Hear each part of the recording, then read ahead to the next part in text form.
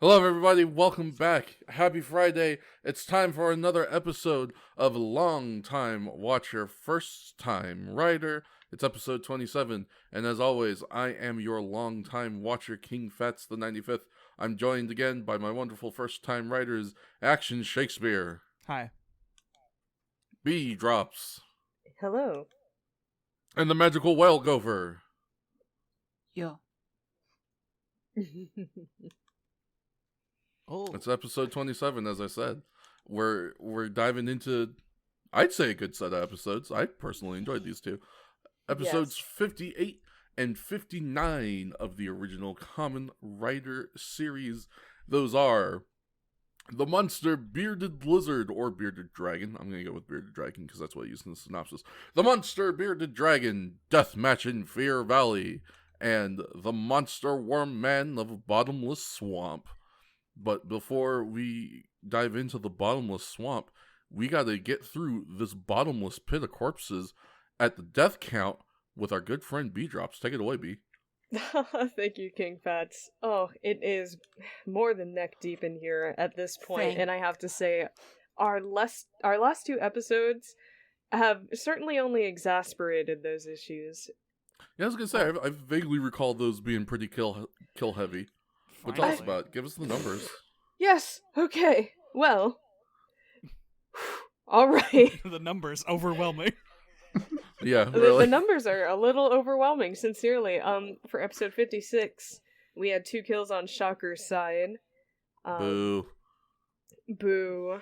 But, that's okay, because Hongo decided he was very bloodthirsty on this day, and he decided to take 9 lives. Whoa. Cat's worth. Yeah. A whole cat's worth. Taking a sip. Wow. So that's our total for 56. No kills on any other count. So 11 total kills for episode 56. 57, though, is... Oh, okay, that's the big one. Alright, So, tell us about it. Episode 56, Shocker once again gets 2 kills. Not a huge deal. But, okay, so if we recall Takeshi when he rider kicked our Shocker Kaijin of the day, it caused the base to explode. Yeah. And the immediate vicinity, I did take a slight liberty here because I was under the assumption that because this Kaijin was so far away from the base when it caused the base to explode, it must have taken out basically the whole area, right? That's valid. Yeah, obviously. So there was a big fight scene before the base exploded, and when I went to meticulously count all of the mooks, as I do, like you do, and we thank you for it. There, not including our Shocker Kaijin, there were 24 of them. Jesus. Wow. Fuck! Kill-tacular. It was... Hongo, I love you. Yeah, really. Kilimanjaro. Yeah, I think Takeshi really took it to heart when the last 2 sets of episodes we were disappointed that he got less kills than Shocker did. And he said, okay, well, you know what? I'm going to fix that. And he sure did. That's 27 total deaths in episode 57. In hindsight, I was wondering why there was that line right before he rider kicks the Kaijin where he says, "This one's for you, B-Drops." I was like, Yeah, that's right? weird. But now I get it. All of a sudden. And now I can die making peacefully. sense. Hopefully by his Along hand. with 24 other people. Yeah. So, that gives us no new additions for miscellaneous category for Hayato or Team Kamen Rider. Maybe one day. Maybe one day, we'll see. But that gives us 34 total kills for Takeshi for these 2 episodes. And that brings the Kamen Rider total up to 417, of which he has contributed 125 kills. Wow. Jesus. That's so many. He's still quite behind Hayato, who has 282, but he is picking up the pace. Yeah, I was gonna say Hayato's also got like double or triple the episodes on him. Yes. Still, like, He's closing that gap like, yeah, scarily quickly. Yeah, so you said 24 kills for Hongo these 2 episodes? 34. Yeah, 34. Yeah, that's over 25% of his kills. Just in those 2 episodes. He really just massive jump here. Shocker, 4 kills for those 2 episodes, bring them up to 153. Boo. Boo.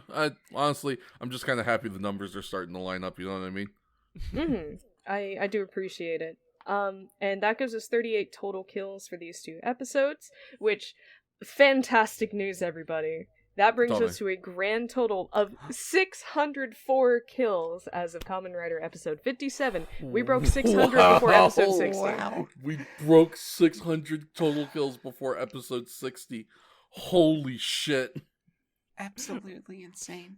Man, yeah, that graph was just like, we were just so sad at the graph getting just cut so short, and we're barely over halfway to episode 60, and it just shot up to the 600. Well, I guess we don't need to count down anymore. Yeah, really. See you at episode 70. Yeah, I guess. Watch him when it hits over 800. Probably. I'm still very curious if we could possibly hit 1,000 by the end of the series. I think we will. Yeah, I genuinely do. I really do. It feels like a coin flip at this point, like, because sometimes they just decide let's start murder. And sometimes they go.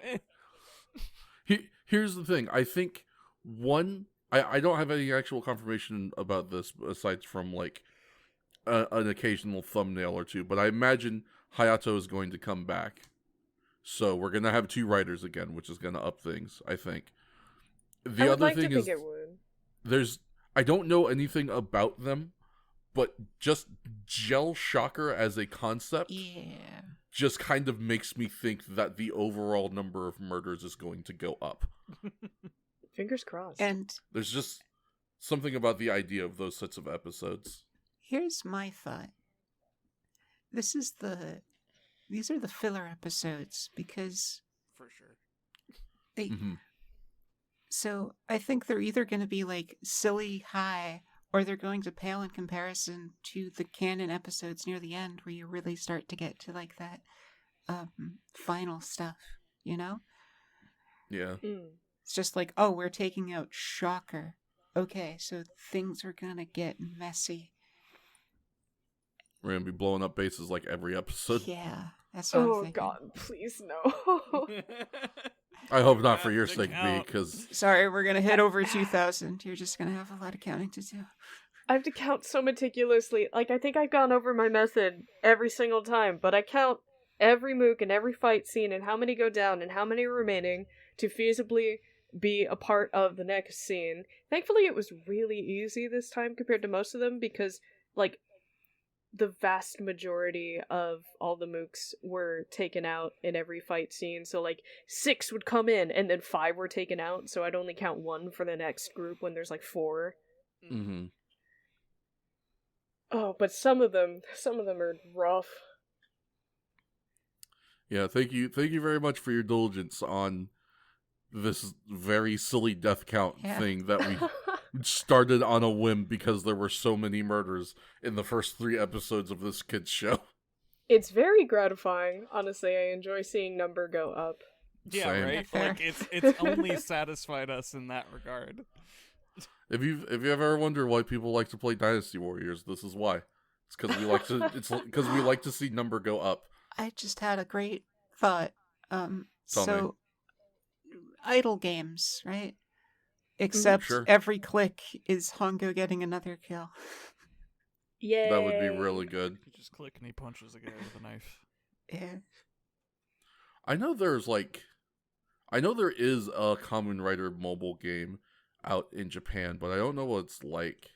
I remember hearing the name of it a while back. I think it's called like Kamen Rider City War or something like that. But it's it's Japan only, so I had to try and find a way to hunt it down, and I never did. Mm-hmm.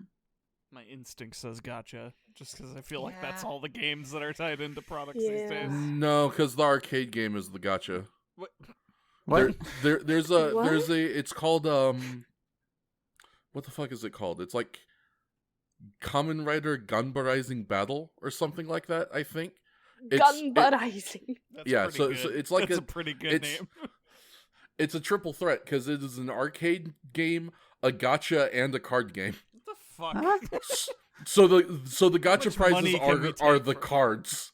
Yeah, exactly. God damn it. The gacha prizes are these cards that you can use to scan onto the onto the arcade game, and the arcade game itself is like real simple. It's just like, you know, button presses to fill meters and stuff, and then you watch a cutscene play out, but you get to determine how the cutscene works with how many cards you have to scan. And I've wanted to get into it only because Kamen Rider cards, and if you know me, you know I like cards. There's been some legit very nice artwork that I've seen that's come out of it. Mm. I'm sure there's like video. I've definitely seen video of like people using the arcade cabinet out there somewhere, but I can't think of anything I've seen posted in recent memory. So it's something you'd have to go look up. But yeah, I'm about 95% sure if you like go look up Kamen Rider Gunbarizing Battle. That's GANB Gunbarai. GANBRIZING, I think. You can find some footage of someone getting a card and then swiping a card and, you know, all that good stuff. Hey kids, give us all your money. For sure. There's a I mean, it works. Because I see some cards sometimes and I'm like, yeah, I'd give you all my money for that. This is not the first Especially time they've 'cause- used this pun either. There's a No, DS no, game not that's, even remotely. There's Gunba like- Ride. Yeah, Seems like a there's a multi-generational bunch of Kamen console games that are Gunba something as well. But this Gunba Rising, I believe specifically, is the combination gacha arcade game. Rider. Oh yeah, I'm looking at some of these cards. These are fucking dope. They are choice. So And if many you want hollows. one of the real shiny, pretty ones of the real niche writers like I like, they're like $80. Of course. Well, Well, I mean, Like- That's what you get. they're for a Japanese exclusive card What? game, no, and they're already rare cards. You got to import them, and it's Is for there like an- a rare character. Do you think Go there's ahead. anything that like Japanese nerds really want from us? Like, can we form some sort of exchange group? Is there any Yeah, we got. You want a Marvel T-shirt? You can get them at Walmart. I'll get you whatever you want. Like, Simpsons comics. yeah, I guess. Yeah, Probably, yeah. if that's what you want, like we can Uh, get that. I That's wonder. It's not difficult. I wonder how rare N- that. I feel like Nina Matsumoto would just like start throwing Simpsons comics to Japan as soon as she could. It's like her whole deal. I'll tell you what we can get pretty easy that they can't get over there. Like non-bootleg Wu-Tang merch. You want an authentic Wu-Tang Clan T-shirt? I got you, homie. Or like Just hit me up any with some of them rappers. Gunba Rising cards. Yeah, or any rappers, really. Yeah. But as expensive as that, like those $80 cards are, my brain has been poisoned by an even worse game called Magic the Gathering because Yep. I'm just like $80. That's not terrible, I guess. Exactly. Put that in your deck. No. Like So, I would never throw that buy bad boy it. right in there. But if you're telling me that this single thing that does a very simple thing is $250 for a single card, $80 doesn't look too bad by comparison. That's the terrifying thing. Yeah. Shout out to all my Yu-Gi-Oh players out there who know the pain of like mandatory 3 of cards that are like $150 each. Please, no. It's the secondhand market is fucked in everything, but in Yu-Gi-Oh especially. You know what's another way you can get your Kamen Rider Gunba Rising cards? Tell me. How? Is by buying these official Kamen Rider Battle Gunba Rising Burst Rise chocolate wafers. Okay. Hell yeah. Link me. Yeah, sure. You're going to have to import it. It is still going to be very expensive. Okay. Gunbuddizing. But- Choco wafer. But yeah, I can see the commercial. Right?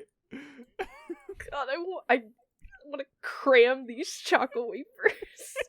Let me that's slam in the back of my Dragula not that bad. on these choco wafers. it's like a little under $20, but I haven't seen Oh, the shipping I was yet. gonna Oh, it's sold out. say- Sorry. Oh. I was like, what the fuck? These are Damn it. for fucking... I saw these were for 01, and I was like, how old are these wafers? And sure as shit, release date late March. I don't know. I don't actually know about that one, Chief. First I of all, still like these yeah, wafers. first Well, of there all, might be newer ones. Yeah, there's certainly newer I'm gonna ones search for, the tag wafer. my Oh, Love what? Live wafers. Hell yeah. Oh, fuck yeah. my brother's this shit. girlfriend has eaten a chocolate bar from like that expired in like 2018, and she was perfectly fine. So like the wafers would probably be okay too. That's fair. Oh, Yo, give we me- got Stone Ocean wafers? Give me Let's these go. Uma Musume Pretty Derby Twin Ray. Oh, fuck yeah. I love Kamen Rider. Yeah. I am also love Of course. Kamen Rider. We should probably talk about Kamen Rider, huh? We were doing so well. That was probably one of the smoothest intros we've ever had, and we went off on a tangent, but it was still 100% Kamen Rider related. I mean, And then we're we good. fell We're into good. the Choco wafers. The chocolate wafers are Go. Kamen Rider related. Not B, anymore. No. B, Yes. would you say we've fallen by the wafer side? Mm. Mm. Mm. God damn it. Well, this podcast. Anyway. Expecting, yeah, expecting B to just drop from the call. It wouldn't be in the podcast is the sad thing. Oh, I forgot about Disney Twisted Wonderland. Bring it back, please. Anyway, yes, let's talk about Kamen Rider. It's a good TV show, which is why I get distracted about all sorts of stuff about it, like its card. I want those cards. Oh, I want the cards. Anyway, right now we're not going to talk about cards. We're going to talk about Kamen Rider episode 58, The Monster Bearded Dragon Deathmatch in Fear Valley. Original air date May 6, 1972. No plot thing on the wiki, but there's a synopsis, so I figured I'd read it. It's just like a little one-sentence thing. Sure. So here we go. Shocker plots to steal the X-Alpha formula, which can revive the dead, to enlist deceased scientists in its weapons development. There you go, that's the plot.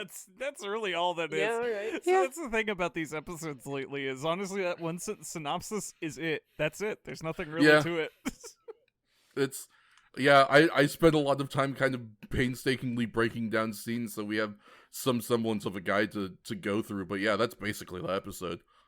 This just kind of helps it be a little less freeform what we talk about, so we aren't just jumping between scenes. Yeah, sure. Which, to that end, let's get on into it. The episode opens on a man arriving at the lab of Dr. Otoguro, who, with his assistants, has used his X-Alpha fluid to revive a dog that has been dead for 3 weeks. Wowzers. Fuck you. His assistant, Yamamoto, is asked to bring the fluid to the university when he is attacked by the Shocker Kaijin Bearded Dragon. Before Shocker can get the fluid, Yamamoto detonates it. Back at the base, Shocker thinks of what to do and decides to kidnap Otoguro's other assistant, Yoshiko Hashimoto, so they can attempt to get the X-Alpha fluid without Kamen Rider noticing and use it to resurrect 2 of the greatest minds who have passed away. So that's the opening of the episode. Let's talk about it, y'all. Mm-hmm. There's a dog. It's There's a simultaneously. dog. It is simultaneously so much, yet nothing at all. Nothing at all. We do get a good opening shot. Like the very Oh, first yeah. shot of the Sure. episode's real Oh solid. yeah, yes. the strut. Yeah. Yeah. No time. This guy's got the drip. He's not dripping as hard as our dude in episode 58 or no 59. But he do be dripping quite a bit. Yeah. It's Moist wild. man. I don't know why Bearded Dragon decided to be so fucking smooth with it. I also For don't know his why he decided to disguise. be so fucking short with it. He's kind of he's kind He of wants to be stocky a short dude. king. Yeah, I saw that dude in the window, and my note was short king. Because this dude's tiny. I wonder if that's just the voice actor, and that's just how big he is. That would be really Maybe. funny. That would be. That'd be great. Oh, go ahead. This whole scene involving this dog, I had remarked about how incredibly similar it is to some very specific Cold War Soviet Union propaganda about they had allegedly run experiments on a bunch of dogs and had uncovered the secret scientifically to resurrecting and reanimating the dead. So they made all these stupid, super fake videos, and somehow lost them to the Americans, and they just wanted to convince the American government that they were capable of bringing the dead back to life as some sort of like intimidation tactic. It's such a weird gambit. Like, oh no! Because what if dropped my video? What if someone tries to call your bluff on that shit? I don't even know how you would, but like, if someone tries to call you on that, like you're fucked. You're super fucked. There's no way, unless you just like. Sorry, I know how someone would call that bluff. Hit me with it. They would dress up as a big lizard and try to steal your formula.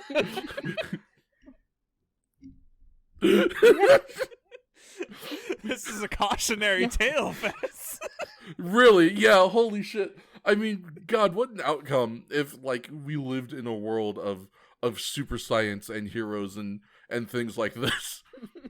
Right? And the Soviets pulled that during the Cold War, and instead of drawing the eyes of the U.S. government, they drew the eyes of, like, Hydra or some shit. Fucking Red Skull busting into Moscow like, I hear that you can resurrect the dead. Oh, fuck. I would like to see this. Yeah, right? And fucking Soviet Union, they're just like, shit, fuck, shit. We're just trying to have a normal war, sir. Yeah, please. We're just trying to fight America, man. Come on, dude. You can be cool for like 5 minutes. I like the notion of them, like, quote unquote, accidentally letting it fall into America's hands to brag. Mm-hmm. It's very. I dropped my Magnum condom for my massive dog. Massive dog of espionage. Gee. Hold on. I need to bend down and retie my Gucci shoelaces for my Louis Vuitton boots. These Gucci shoelaces, they just come undone so easily. Gosh damn you, Gucci. Make better shoelaces. Gucci shoelaces. They glide so nicely because they're lined with ambergris.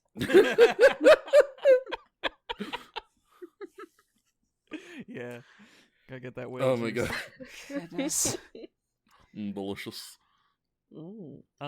This is a very cute Dalmatian for this scene. Also, you don't see Dalmatians much in Japanese media. Yeah. That's a rare pull. He did look a little skinny, so I wonder how Dalmatians, dog is. Dalmatians tend to look very skinny, though. He didn't look like an unhealthy weight.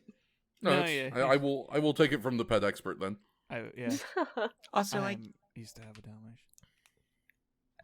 I used to have a greyhound, so I know that some dogs just look really sickly and dead. I just also look have skinny. a greyhound. Yeah, They just look like that. Yeah, little mutants. Poor babies. I I have so much. I've had so many experiences of people just walking up to me and saying, "Hey, does my dog look good? Like, is it fat?" And I'm like, it looks alright. Yeah, but how much is he supposed to weigh? Well, I couldn't really tell you exactly. He looks fine, though. Yeah, but, like, what am I aiming for? I don't know. You Is told my me. dog ready for bikini season? Yeah, come on now. Oh, God. Please, just listen. The figure is going to be different for every breed, but it's way more important that the weight of your pet is consistent as opposed to reaching arbitrary numbers. Please talk to an actual veterinarian.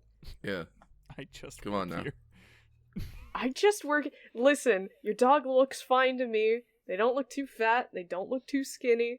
I don't know what to tell you beyond that. I do. Ask a fucking professional. If you're worried about their weight, go to the vet, Dick. They thought we were the vet. Well, Not valid. surprised.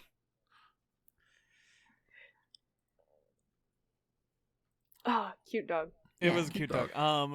Man, shocker, bungling it again. This seems to Bungling be it a running again. theme as the past like 4 episodes of them continuously comically bungling their kidnapping things very early, including killing the dude they needed. It Yeah, seems to be a just- frequent one. Straight up murdering this dude. We keep getting these scenes where they come back to the base and fucking Ambassador Hell has to like conk them over the head, going, "Oh, you numbskull, you killed the guy Yeah, we fucking needed. chucklehead. Now we gotta get the other guy." But before we get to that part in the synopsis, we should talk about old bearded dragon man. We should talk about Yeah. the way that he looks. I like this suit a lot, Mhm. actually. Mm. I don't know. Did the rest of y'all look at the image that I spoiler tagged in the chat? Yeah, I noticed. Yeah. Not yet. I see where you're coming Okay, go from.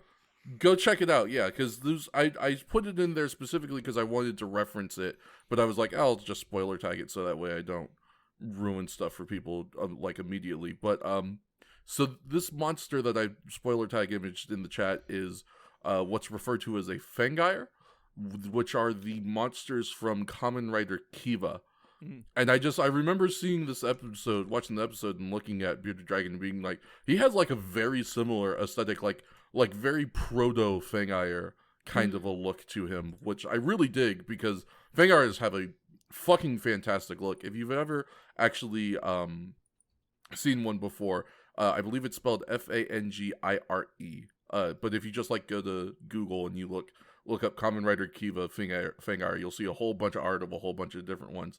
And basically the general crux of Fangires and their visual design is that they are like stained glass monsters. Mm-hmm.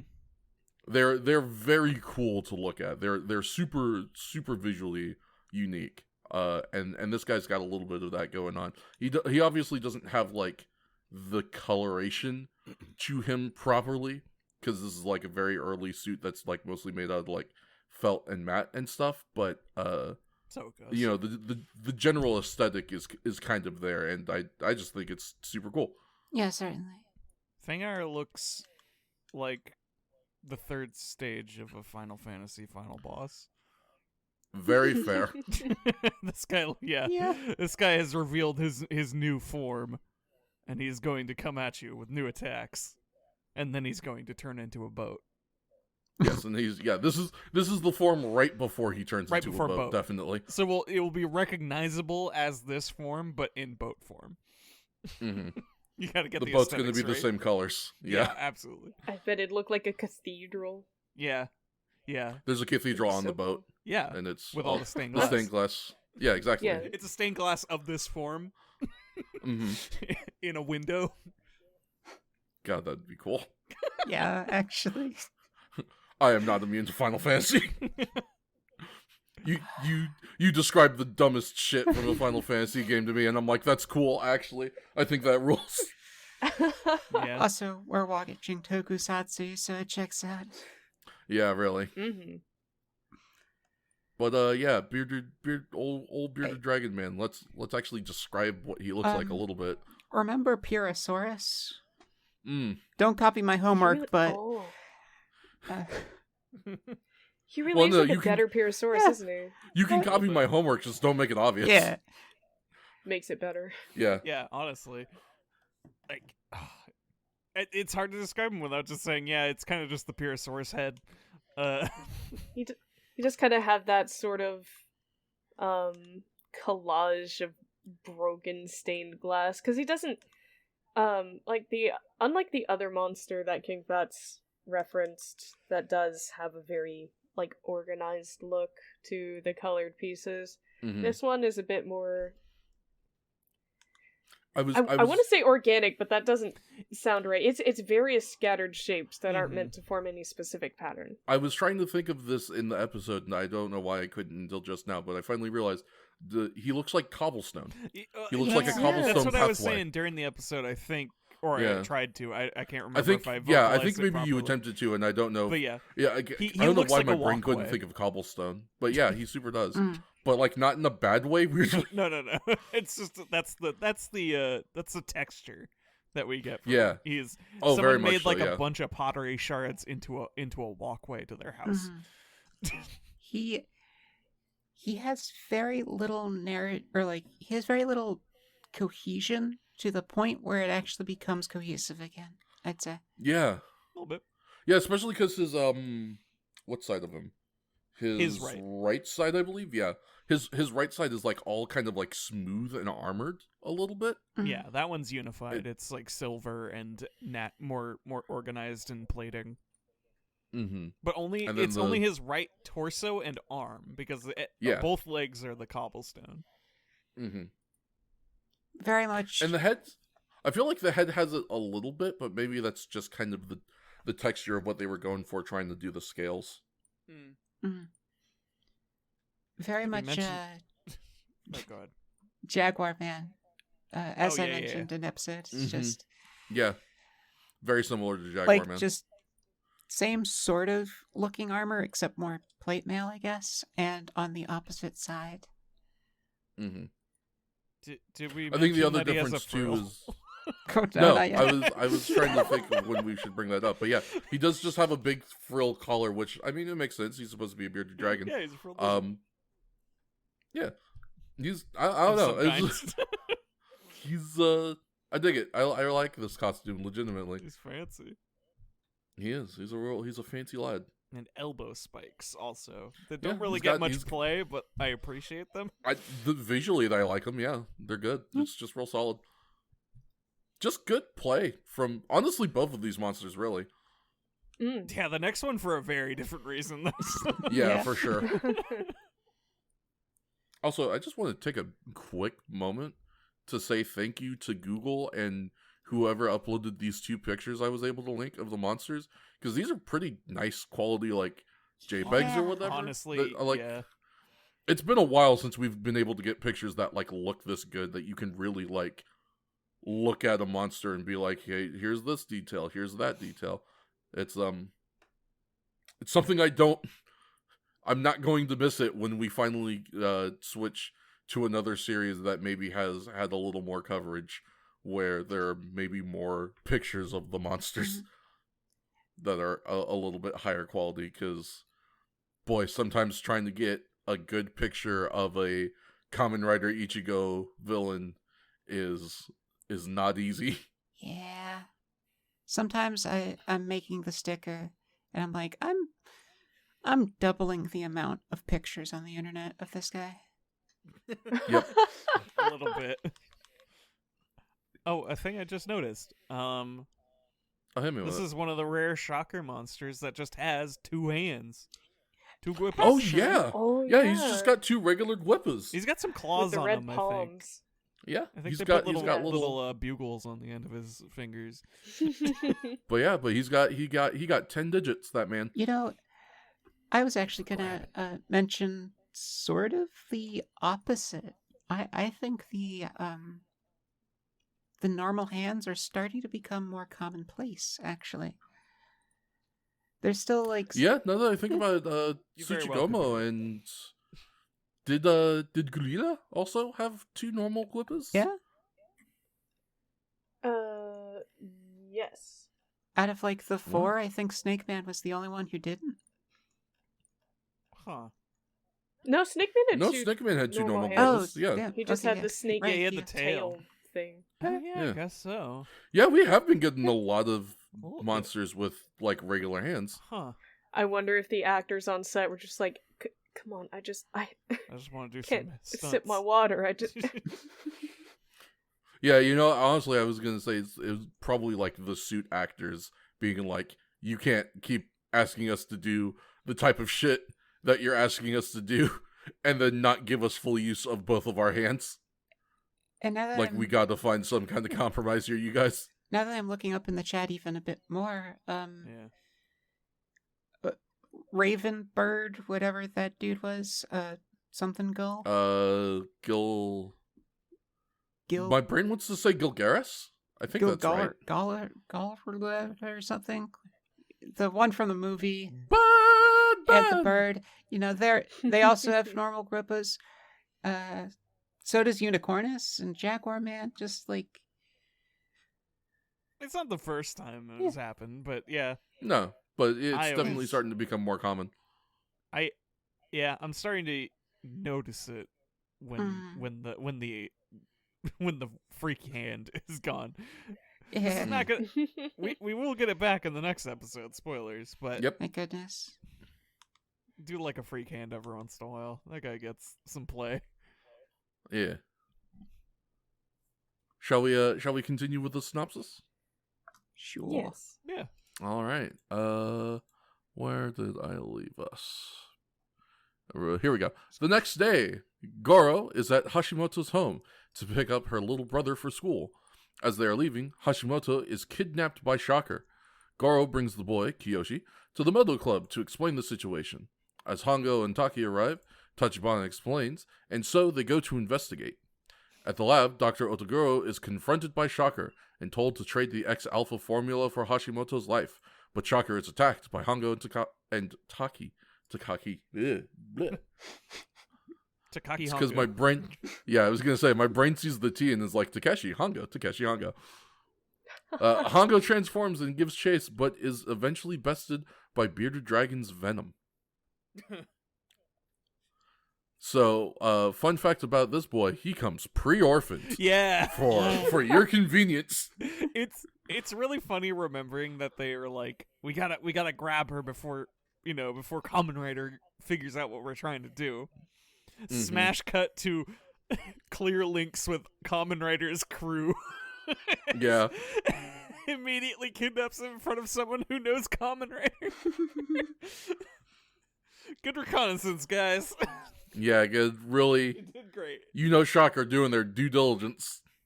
The thing I find funniest about this is they try to justify it by saying, oh no, Kiyoshi forgot his homework, so he has to turn around and go back home to get it.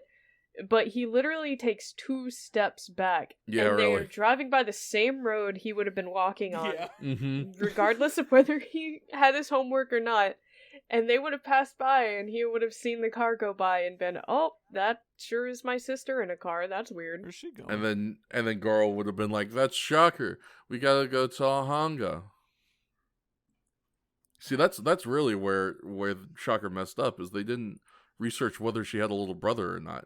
Like, I feel like Shocker needs to understand at this point, if there's a child involved in the situation, it's a no-go, because 100% that kid knows Goro. Absolutely. And Goro will immediately snitch. Oh, absolutely. He is No the honor top among informant. thieves. He is the top informant of Kamen Rider. Like, this boy will get that information in a second.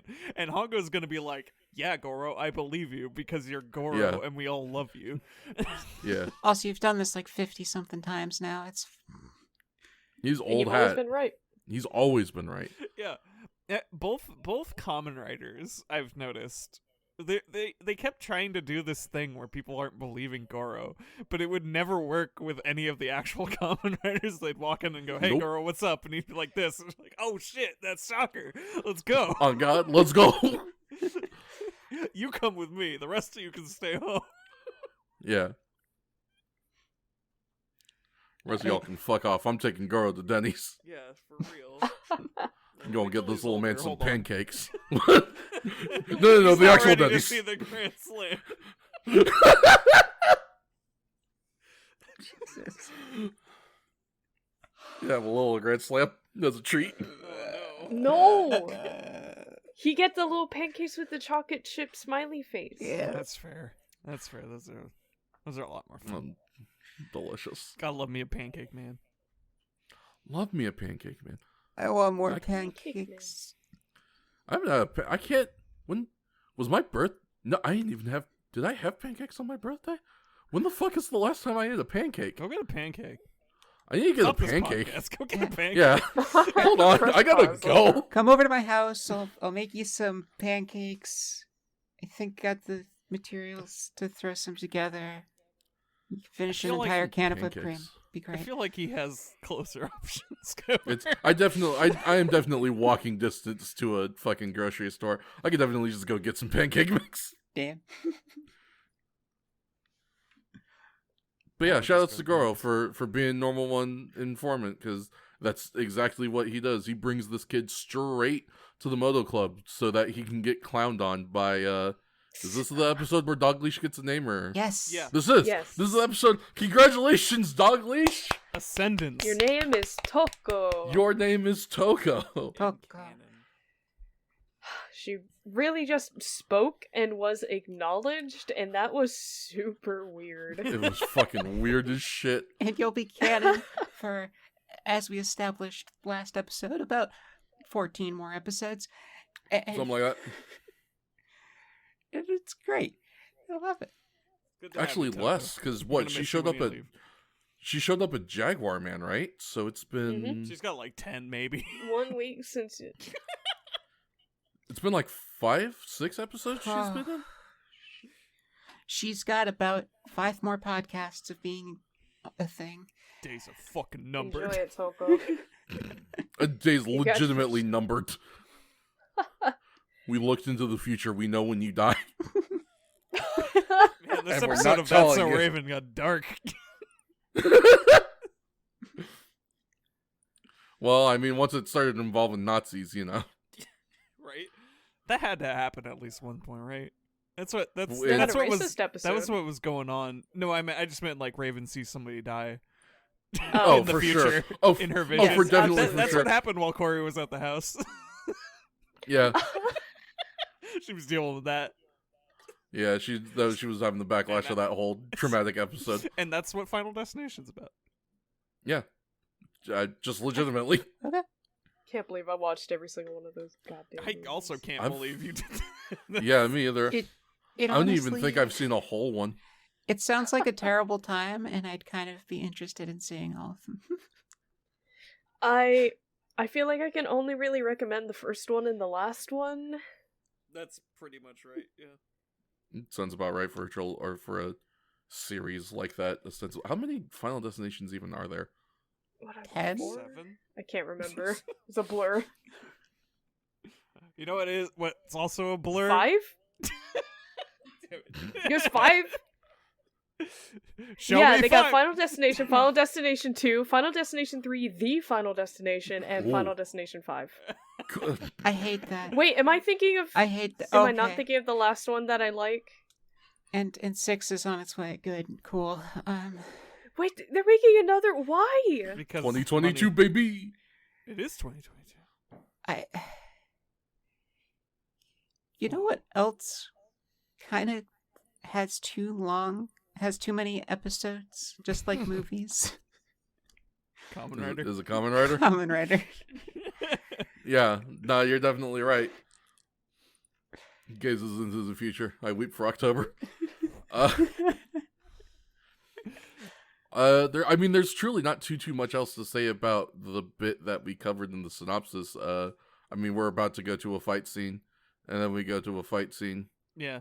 and then But we do the like fight Hongo walks in after everybody's done clowning around doing. I honestly Yeah. forget every bit of the conversation.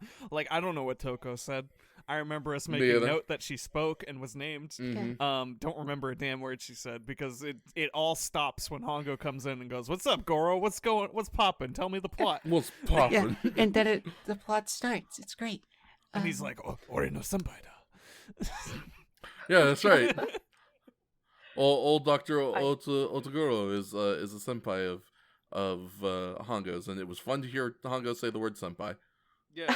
I was enamored by the concept of Takeshi's senpai. Takeshi Hongo, 16 years old. Oh, Have they stated how old Takeshi is? no. I guess he's college age. We've established that much. Presumably 20s? I was It's gonna say so he's, funny to think of him as supposed to be like a young college kid, like a Peter Oh. Parker. No, I can't. He lives in this He's like- weird nebulous realm that like a lot of Kamen Riders do, where he reasonably could be anywhere from like 24 to 36 years old. Yeah. Working on that master's program. Like, Yeah, like they just don't. There are a lot of like Kamen Riders where they get you as far as old enough to be an adult, but they don't. But they refuse to elaborate further. you're just gonna have to use your imagination. Yeah, you figure I it don't out. really We will mind give that. you the vaguest semblance of a timeline. I mean, you can guess. I mean, there's some that they're a little more specific for. Obviously, with Forze, he is Kisaragi is very specifically a teenager because he's in high school. But it's I don't know. It's weird. Especially, I actually do to B's point. I kind of like it because it is kind of great to build your own timeline of how old Kamen Rider are, kind of both based off of the way they interact with like other people and the world, and then when they get to team up, the way they interact with each other. It's just it's a neat little way to kind of be like, well, if you're like this and you look like this and you act like this, and you're like this and you look like this and you act like this, but the two of you act like this together, then you're probably around early 20s and you're probably towards mid 20s. Yeah, it's a neat little thing. Also, shout out to the Super Sleuth editor Wordsy in the booth, hunting down a date of birth for us for Mr. Takeshi Hongo. We have alleged dates of birth here. Yeah, we have an alleged not date sure of what the birth. source is. I mean, the source is the same place where we're getting all of our bullshit information. The Kamen Rider I Wiki. guess it's So- fair, Where's yeah. these fucking citations, baby? Show Yeah. me. I don't know, we mostly can't rely on the Kamen Rider wiki Yeah, for the usually most there's part. no- We have to derive our own information from Yeah, that's fair. the show itself. They did have that part of the synopsis that just didn't happen. I don't remember the specifics, but I know it's happened before. Yeah, no, that's definitely a thing. Sometimes when we use their synopsis, where they just throw shit in. But yeah, if the Kamen Rider wiki is to be believed, then Takeshi Hongo's birthday is August 15th, 1948, which in the early 70s would place him within his early 30s. No, it wouldn't. That would be mid-20s. I was going with the numbers that Wordsy put. Yeah, I'm Don't saying yell he's at me. doing his fucking math wrong. This series is in 1971. Like he'd be like 24. What? Well, by the time, because we're in 72 at this point. Yeah, He's, so he there is you a go. Like I young said, lad, that nebulous, young Kamen college boy Rider Takeshi age. Hongo. not with that face. It doesn't compute for me. It super doesn't. There must have been. That's a man. This dude is like early 30s. I think that's For sure. reasonable. I mean, in real life, for sure. Yeah, that's really truly just like the only real barrier to it. Because like with a lot of the other more modern Kamen Rider actors, you can get there real easily. But like Hongo's he's got a face that says that is a man-ass man. Like that is a face that does not look younger than 30. I really wish. There's Oh, just- man! Yeah, really. Right. It's the brows too. Oh, yeah. Mhm. Yeah. Super thick eyebrows, real solid square jaw. Little fucking jawline you could cut diamonds on. The Hongo that's coming out in that like Shin Kamen Rider. Now that guy is a man in his 20s. Yes, for Believe sure. that in a second. He is svelte. He is. But that's not necessarily a bad Baby-faced. thing. No, I'm not saying that. I'm just saying like original intents of that kind of thing. I understand that like, original Kamen Rider is working with what they got, and Takeshi Hongo's actor is as much stuntman as he is actor for this Yep. series. They needed a guy who could say his lines all right and do some flips. So Yep. throw a couple punches. So if he looks a little older, well, oh well. Yeah, We'll worry about it later. gotta work with what you got. And it's certainly not like he did a fucking bad job of the role or anything like that. No. I wouldn't know. I'm too busy staring at his eyebrows.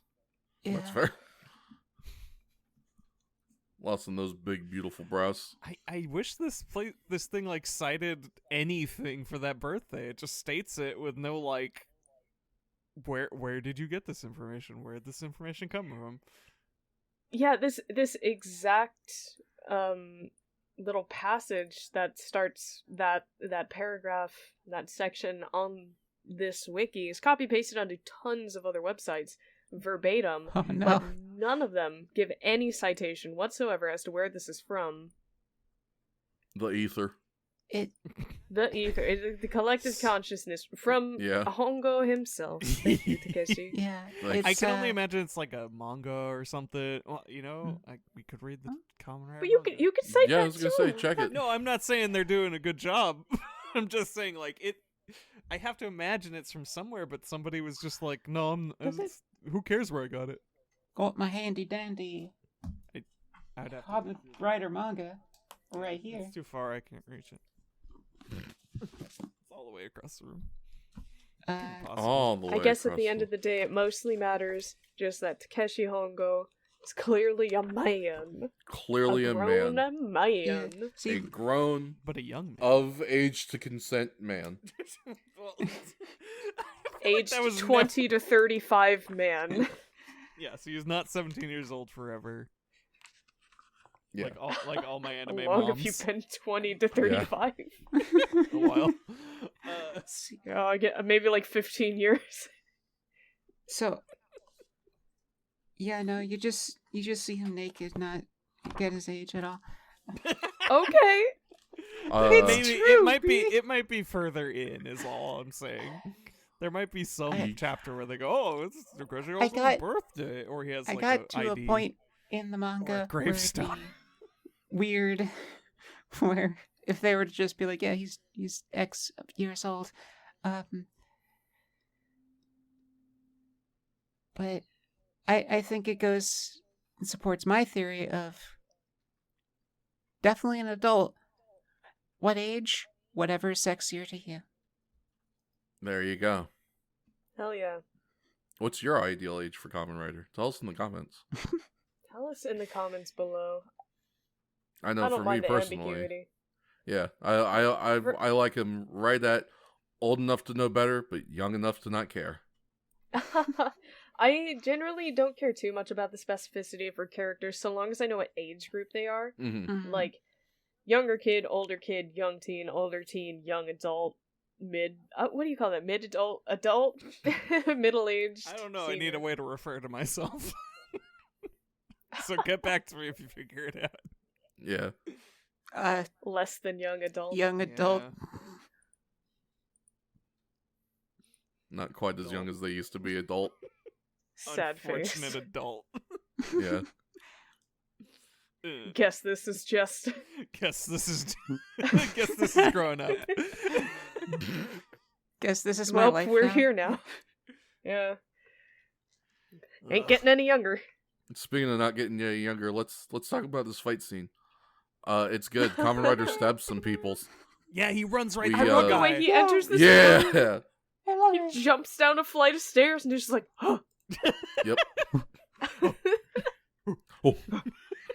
He's just absolutely feral, and I really love that. I love that for him. Real 8-man hours with Takeshi Hongo. Did we Um, ever post that fire picture that Gopher did?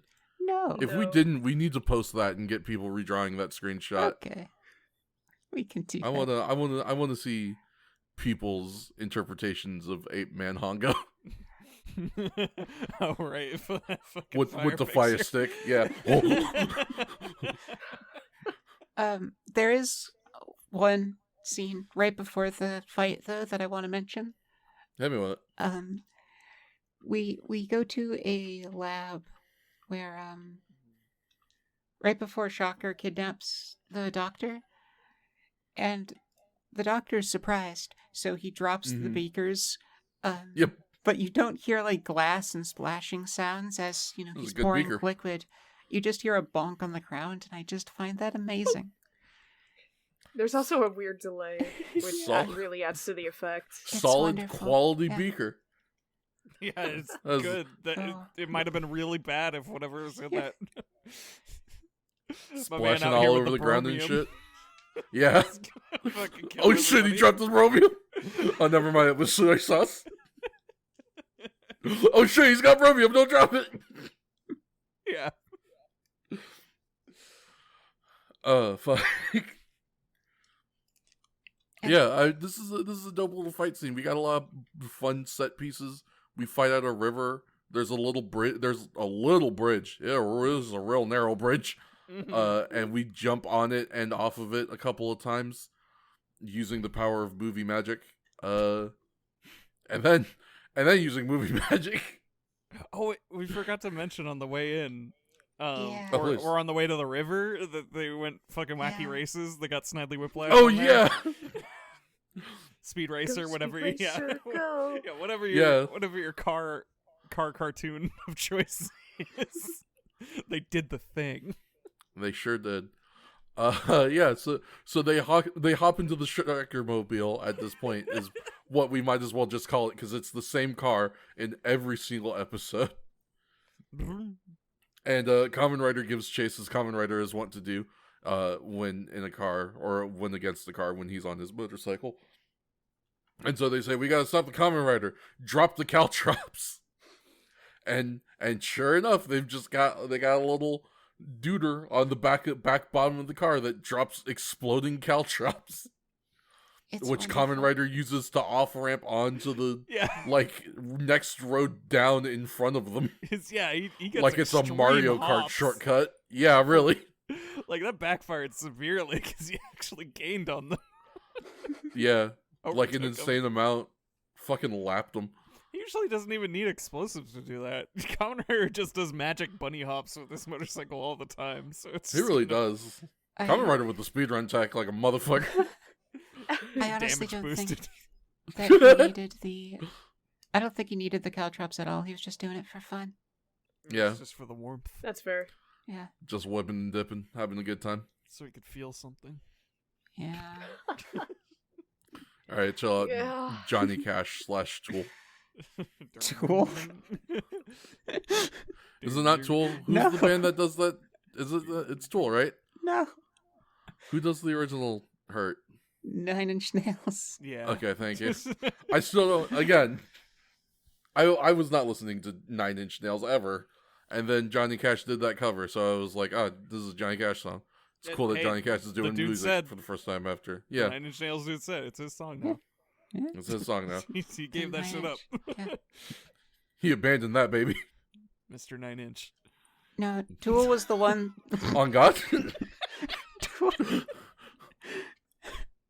Tool was the one that made a song about being abducted by aliens but being really high, so no one believed him. Yeah, alright. Yeah, that sounds about right.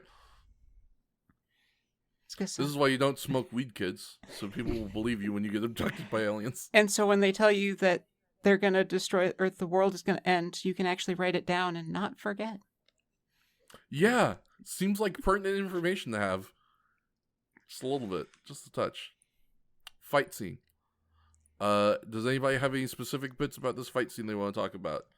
We skimmed over Other it than- briefly, but Yeah. just the running through the lake or the river. It's Yeah. so good. He just is booking it. Yeah. Yeah, really.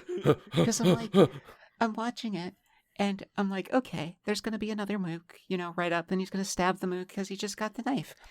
Mm-hmm. Well, he just keeps running. And it's like Kinda keeps- 5 seconds, completely uninterrupted. Let's see, how And long He wanted a actually? water fight. And then they just catch up to him. Yeah. The important Gotta part is keep he running, runs and running, there's and nobody running, there. It's 7 seconds of him running. So good. It's very good. It's amazing. Is this the first time where we see bearded dragon use his tongue powers as well? I I believe think this it is, right? the first tongue. Yeah. He gets Yeah. the Yoshi on him. Mhm. He also keeps making this noise, and I realize it's from him, but it really just sounds like somebody is in the canyon just shouting. Yeah. Oh, I forgot that was a note I made at the very beginning, because he also makes a noise when he first appears, Yeah. and I said he sounds like a Scooby-Doo monster. He sure does. It's just a guy yelling. I simply Yeah. wrote.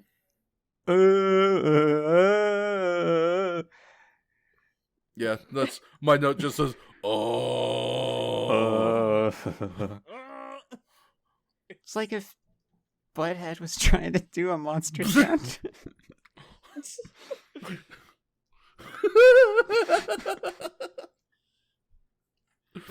But yeah, we get we get that just periodically. I feel Yeah. like it feels like it has less rhyme or reason than any other shocker monster noise. Like usually it accompanies an attack or something. It just kind of felt like every movement he did is this weird faraway yell. Yeah. I think part of the weird, like, disjointedness of it, too, is how, like, for all intents and purposes, normal of a sound it is. Yeah, it just sounds like a dude. Like, yeah, it just sounds like a dude. Like, there's so many weird shocker noises that we've talked about throughout the years that, like, this one is so, like, normal by comparison that it really does just feel like there's some other guy just, like one of the camera crew is just back there going, ugh. And it's like, we're filming right now, dog. Like, hey, can you not? Look, the guy was just told that he needs to do overtime and he can't get home before rush hour. You'd make the same noise. I would. This, That's very fair. Ugh. This fight scene also has one of my favorite, like, Mook eliminations. Tell me about it. It's one of my favorite. It's a choice that they made. They throw a Mook off a bridge, and then as he falls into the water, the camera gets turned upside down, like it's fucking end of Spider-Verse. Yeah. This Mook is ascending Into the water. It's a leap of faith. Yeah. Where's he going? He has to go now. His planet needs him. Shocker Mook died on the way to his home planet. Thank God. It was the only time they did it in that episode. It's just, Yep. have some sealing water. Yeah. Like they were sort of doing like creative shots, but not enough for them to not be jarring, which is kind of Just every once interesting. in a while. yeah. I'd expect nothing less though. Shout out to Scorpion Man and them dropping the camera mid-fight and then having to fumble it. I still long for those days. Same. Every Yeah, time we a mention little it, bit. I'm just like, that's the shit I miss. It was It's Yeah. just that weird So fucking good. fight scene. Also the Shocker Girls. Yeah. Yeah, I miss the Shocker Girls. I wish the Shocker Girls persevered to the heyday of the Rider Girls, and we could have had this great standoff. Oh, so Shocker good. Girls versus Rider Girls? That would have been choice. Like the Shocker Girls would have definitely won because the Rider Girls are useless. But No, damn, they that would have been good. one of those episodes where they remembered they could fight. Yeah. One could Hey, hope. You know, give like those, we like... give Mari a sword, and suddenly she's Yeah, killing. exactly. Okay. Mari has kills. Oh yeah, I know what this is. Mari's, like, a decent chunk of our miscellaneous kills. It's like her and Taki, pretty much. It's her, Yeah. Taki, and Tachibana. And And Death that one Laser guy guy. who shot a- Yeah. And the one guy. that one dude. And that dude who murked a rabbit. He shot a shot. He sure fucking did. Is the rabbit part of the kill count? Is it? No. Okay. Okay. No. I was gonna say. I mean, I would be tempted to count animals, but I've limited it to humans and humanoids. It's okay. It Rest evens in out. peace, We Stacey resed a Bunsen. dog from the death. Yeah. From the There you death. A very well preserved dog. We can Why couldn't it bring... have been Dummy? Yeah, we can Yeah, bring what the Dummy back to fuck? life. And Pochi. We can Yes. find Pochi. Go finally Pochi is in find Silent Pochi's Hills. mangled corpse in Silent Hill and resurrect it. And then we can watch Forgot Pochi about fight Pyramid Dummy Head. No, I'm sad again. Aw. Tell me, goddamn hero. Can I Fucking, he's a can goddamn I- American hero. can I mention something about minor spoilers for the manga? Sure, go nuts. Dummy isn't the dog's name in the manga. Weird. What's the dog's name in the manga?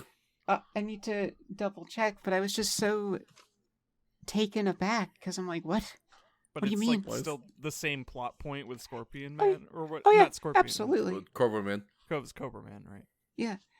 Huh. There's like added plots too, but it's the Ooh. same thing. It's just a different dog. I gotta get reading. Dolly. Dolly. Yeah. Huh. Who mistranslated which? That's what I wonder. That's also what I I- want to know. Yeah. I have two guesses. Everyone. One, Dummy was the real name of the dog that they use. Hmm. Or two, Mm. people are weird about pet genders is a thing I really learned. God. Not wrong. Much more than I thought. So maybe the dog they had working was a boy dog and not a girl dog. And they're like, we can't call this dog Dolly But- and misgender That's- this dog. But- Can't misgender Because- this dog. Not Dolly as in Salvador Dali. Well, that could be a translation thing. I don't know, because they... What? Yeah, that seems like they're inferring some subtleties that do not exist in the text. Why would you name your dog Dolly? Because he's so chill. Fair enough. I guess the dude wasn't a thing yet, so next best. Yeah, it's the original stoner name. Yeah, precursor. But it's so slight weird. tangent. I remember one time Yeah. one of the doctors pulled me aside because I had addressed a dog before I was told its name when I was checking somebody in as Buddy. And the doctor pulled me aside a few minutes later and was like, that was a girl dog. And I was like, Okay. Dude. yes. And Yeah, uh-huh. And they were What? like, "You're going to upset some of our clients." Bruh. Would you I don't. would you prefer if I said mate? Like, oi mate, get over here. Oi, Mike. Oi, Yeah, mate. it's like, I didn't say Buddy. Like, even if I did say Buddy is in the name, whatever. But I said Buddy is in like, oh hey, little buddy.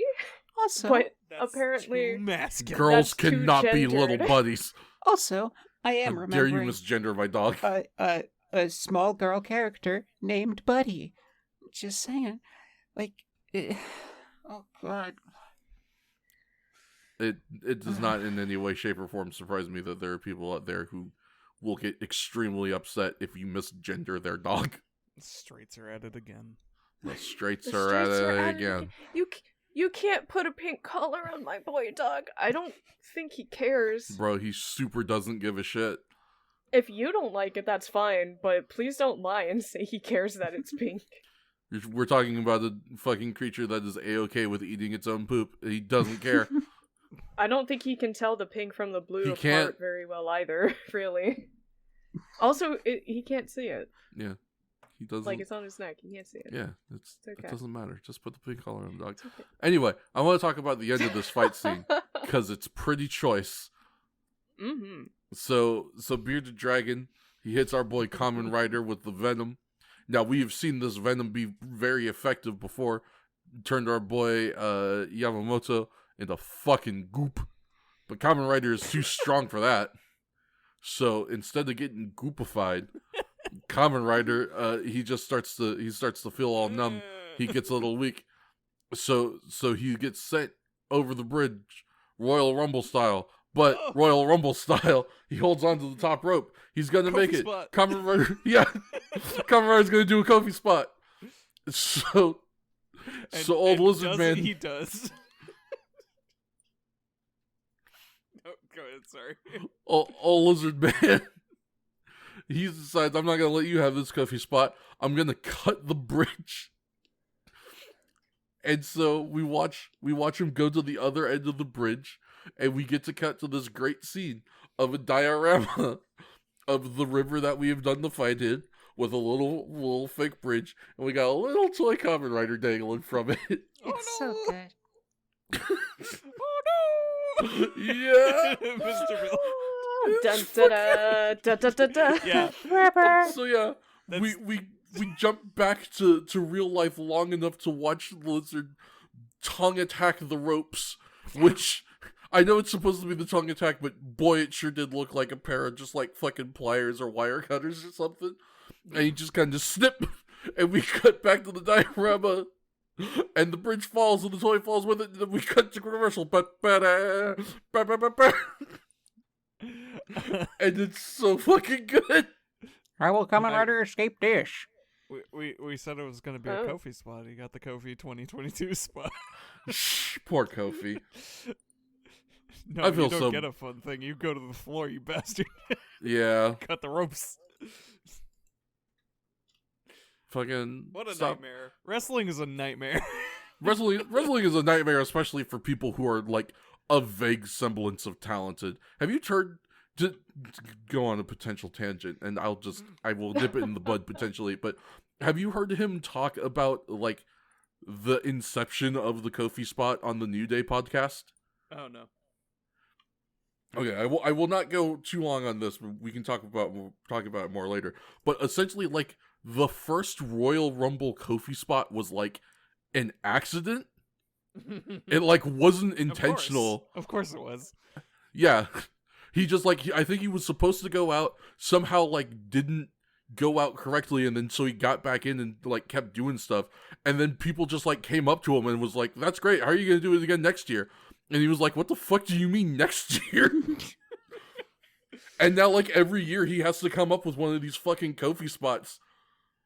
And they're like they don't even give them to other people. And it's like, damn, let Kofi rest. This dude's old. He's not that old, but he's older. It is, and it truly crashed and burned this year. It fucking absolutely. And I one feel of the bad most for him. Depressing just displays you've ever seen of someone meaning to do something cool and failing and nobody covering for him. Not a single person fucking covered for him. Yeah.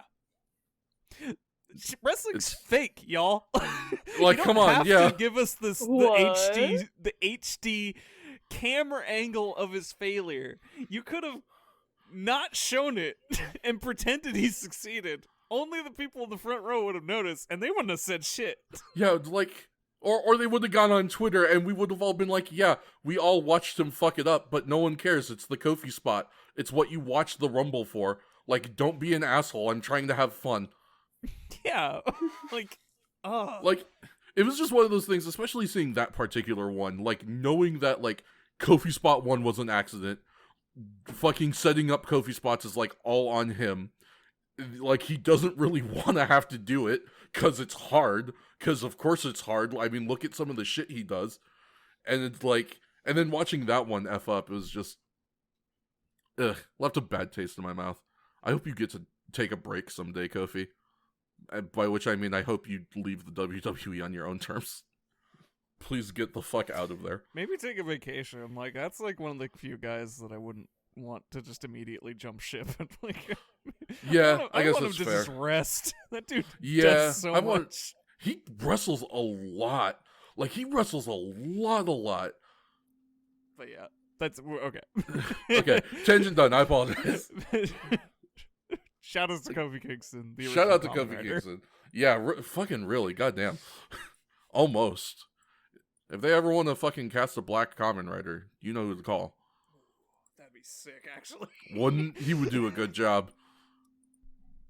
That'd be fun. Got me thinking. All right. Yeah, I know. All right, I see you. Back from our commercial break. Yeah, basically. But not I'm our trying to find commercial where we break. are. Here we go. Back at Chaku's base, Ambassador Hell devises a plan to have Hongo and Taki bring them the X-Alpha formula. There's stuff that I cut out here that we can talk about potentially, but I'm just letting you know. Mm-hmm. Where was I? Oh, yeah. Okay. Yeah, Ambassador Hell devises a plan to have Hongo and Taki bring them the X-Alpha formula so they can kill them once and for all. Ambassador Hell rigs an electrical saw to explode when Kamen Rider tries to stop it. Back at his lab, Otoguro and Taki are speaking when Shocker communicates with them and tells Taki and Hongo to bring the X-Alpha formula to trade for Hashimoto. Taki arrives first with the formula and is bested by Shocker, with Hongo arriving as Kamen Rider later. With Taki's help, Rider is able to find all of the bombs in the base and disable the, what the hell did I put here? Boy, I must have been in another dimension when I wrote this part, because it just says, and disable the stopping the saw and keeping everyone safe. Yeah. Don't change it. Don't change it. Yeah, no, that's it. That's what happened.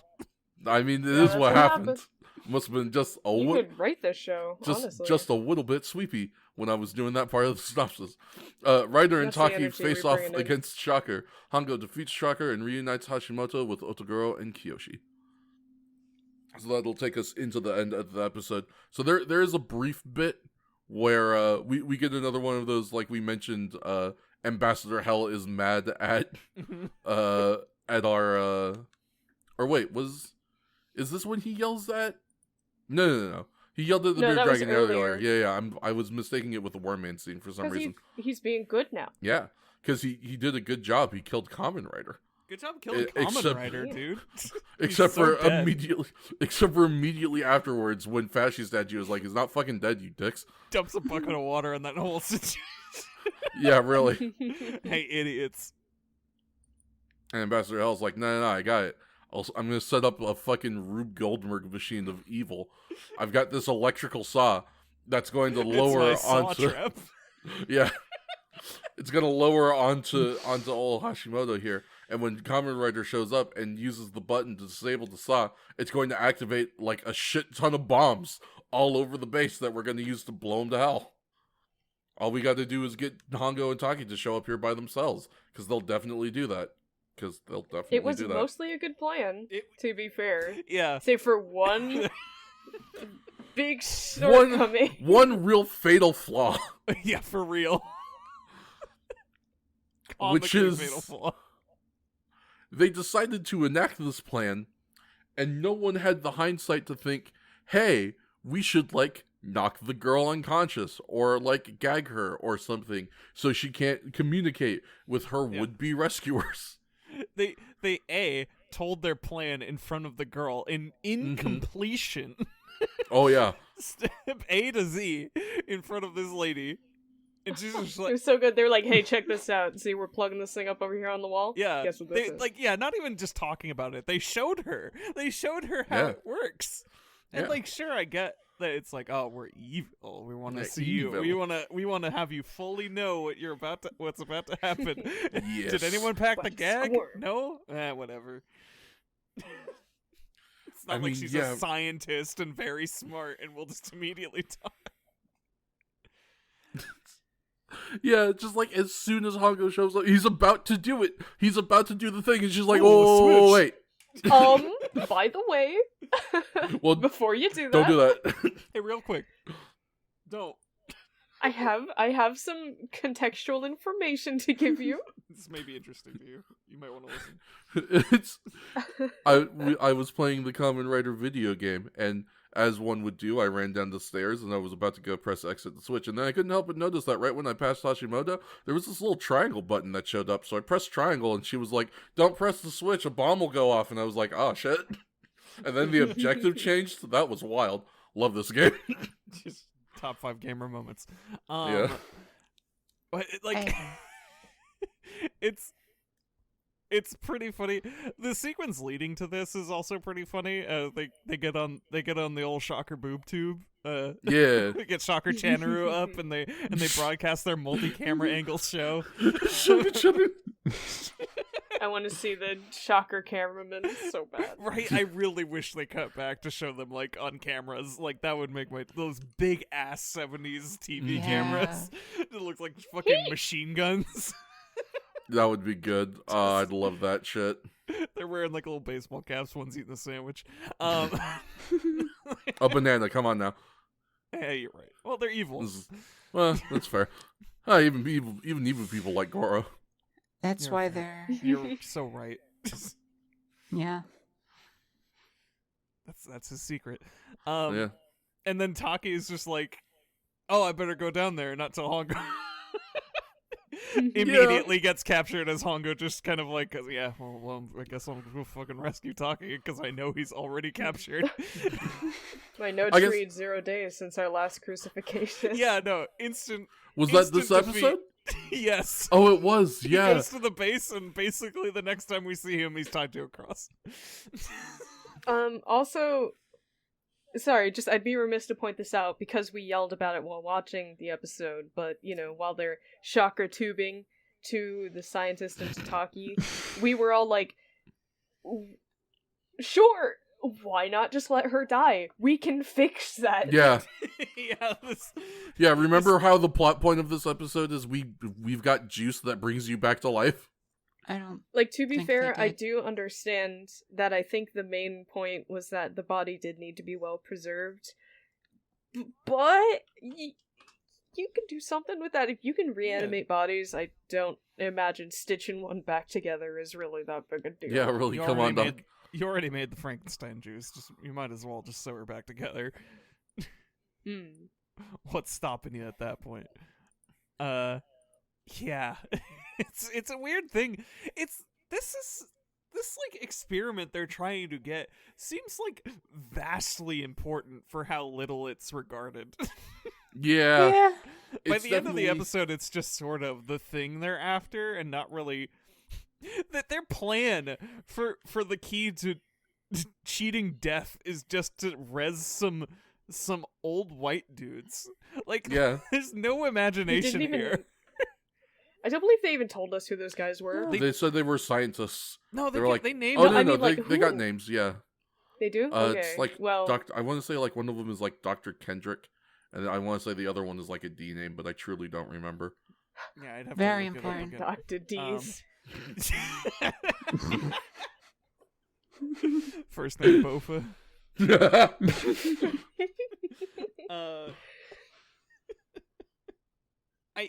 They gave them names, and I have to assume these are like, man, I would fully assume, given this show's track record, that those are like genuine Nazi scientists. That's fair. Which would be some wild shit to just sort of casually pull, but yeah. There you go. It's the only reason they've ever brought white people into the show thus far. I guess to be fair, they've sort of been trying to lean a little bit less into the Nazi stuff as of late, but why was the plan not we're gonna resurrect Hitler or something? Yeah, right. Well, that's V3. Well, there you go. Yeah, fair. Resurrect Hitler and turn him into a starfish. Yeah, but also, yeah, go ahead. No, I was just thinking, is V3 Starfish Hitler? I think Skyrider is Skyrider. Starfish. Skyrider. But also I don't know, if I was making anti-death serum, wouldn't my top priority as boss Shocker, as Fashy Stashy, be like, you have to get that so I can keep it in my preserves and I will be your eternal leader? Yeah, right? Where's our Dragon Ball Z plotline? Yeah, what? Exactly. Aren't we trying to be immortal here? What the fuck? It seems like it would just be within your interests to have a very clear contingency plan for if Kamen Rider blows you up. I guess if you got blown up, it might be a problem. But we can rebuild them. We've got the technology. Yeah, we've done literally. it. We make cyborgs. Or maybe I don't know, Dr. Death. Or what's he even doing? Is he dead? Is he? I think. Yeah, I was gonna say. I think he was Dr. Death is still alive. Gone. Right. But Zol, we can bring Zol back. Yeah. I want to say Dr. Death comes back in V3. Because I remember looking it up. And going, Spoilers. That kind of surprised me that multiple characters came back in V3, including Zol. Yeah. And I was like, it's like, spoiler, they didn't explain it. Of course at all. I would expect nothing less. Yeah. They were just like, oh my god, Shocker's back. And I'm like, how? Oh my god, Shocker's back. Okay. God, I said how. We're here now. I'm just remembering the first time we see the antagonists in V3, and wow. Dr. Gay. Yeah?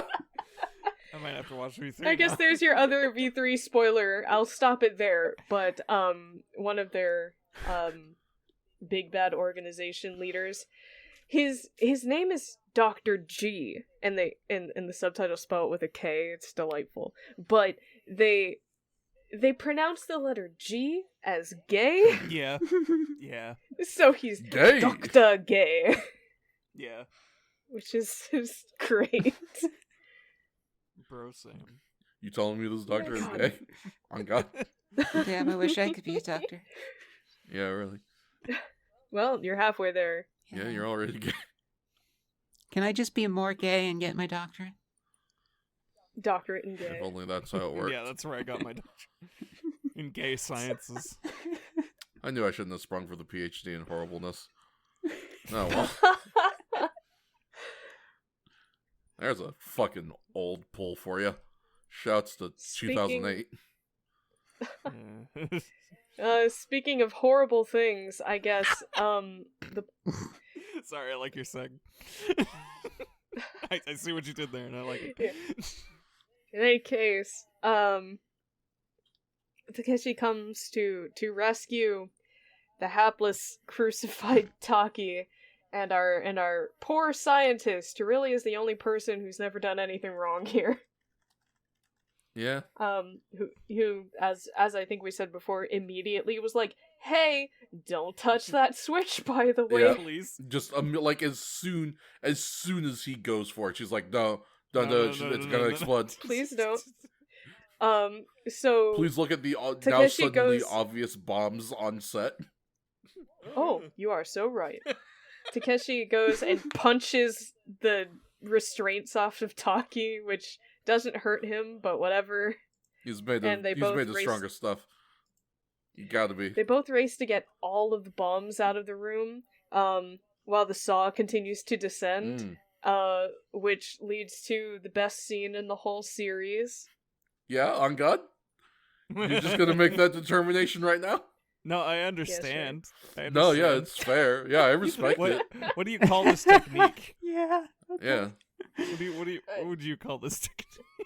Be? I don't know. Honestly, I never thought about it before. Because I just wrote down in all caps, rider thighs. No, not that part. Oh. I'm not there yet. Oh.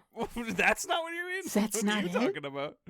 He's already done that attack before, but it was just as good. No, we're not talking I- about we're talking about the buzzsaw thing.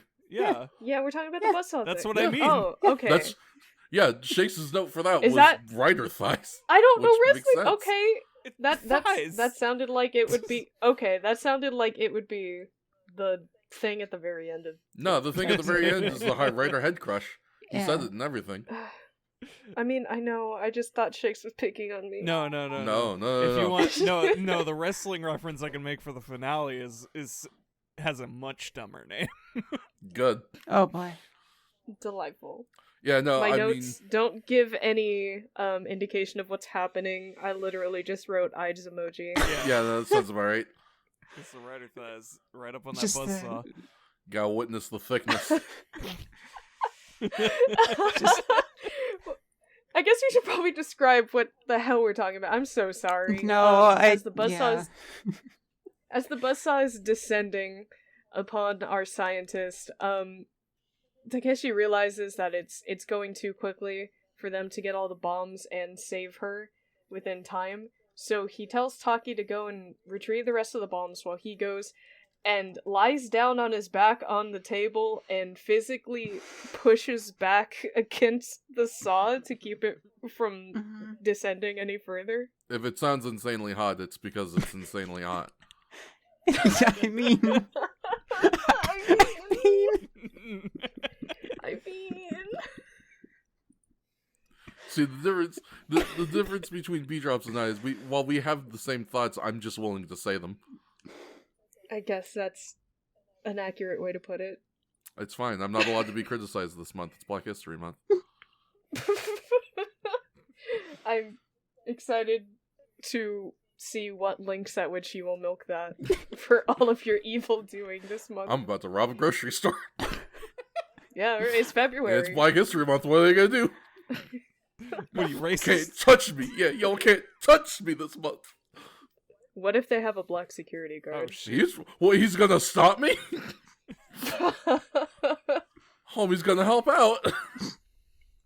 If I roll up in the Yeah, good for HEB him, and I say honestly. 5-finger discount for all my homies celebrating Black History Month, Excuse. it's gonna be a riot. High five. Anyway, that's the best scene in all of Kamen Rider Ichigo. Yeah. After that, there's a fight, I Man, I guess. can't believe we peaked at fucking episode 58. It's Oh, you had to peak some point. look. B When was a peaking. Mm-hmm. I bet.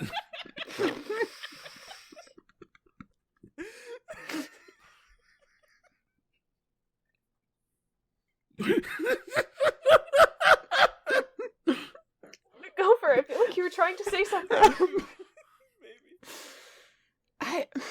I was just gonna agree with you, babe. Sligover was also peaking. Goddamn. There's no freedom. Nope, not during Black History Month. God.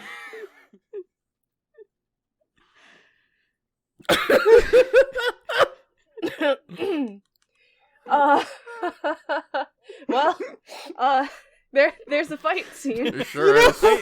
You know what occurs to me? Tell me, Shakes. Mhm. This is me throwing up a life raft. Proud of you. This is, Grasps. yeah. What occurs to me in this scene, and the like thing is clear that we're all seeing that they should have gagged this lady because she immediately talked, and it's very stupid that she wasn't gagged. And like, and you know, we to a certain degree, it's like, yeah, we have to move the plot along. Kamen Rider can't just get blown up by being an idiot.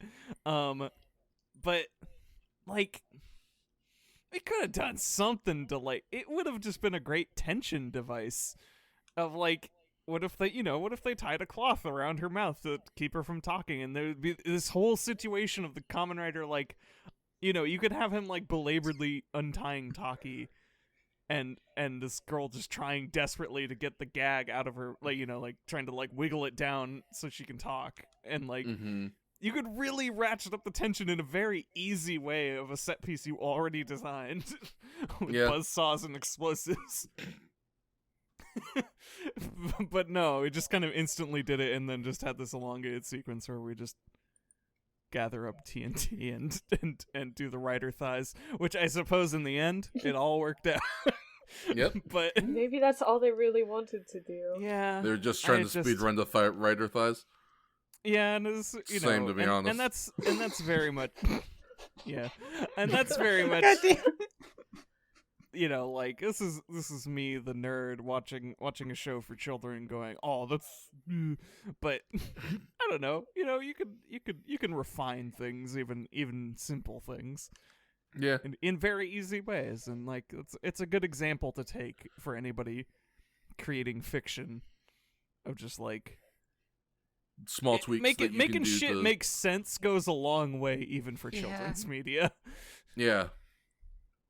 And it makes you sound like a sweaty nerd, but it's like, it's true. Yeah. It's true. The shit don't make sense. It's, you know, like, the effort you put in is the reward you will get out. So, you know, like, and you still sure, could have had maybe... rider thighs there. Exactly.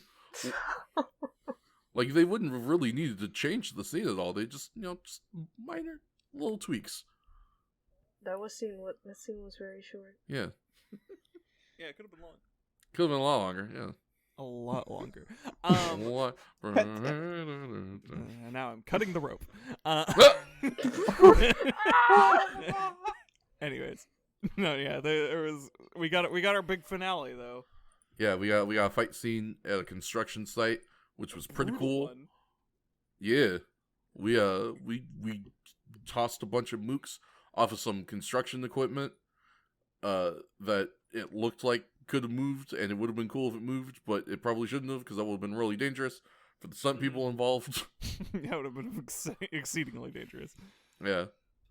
Fucking Kamen Rider kicks this dude's tongue off. It's fucking So Yeah. brutal. yeah, wow. some real fucking Amazon's level of brutality. It's A little great. bit. I couldn't even really articulate anything at the scene. My notes just read, "Oh my god," with Yeah, 2 right? exclamation marks. Yeah, no, that's fair. Just like he goes like it was very much.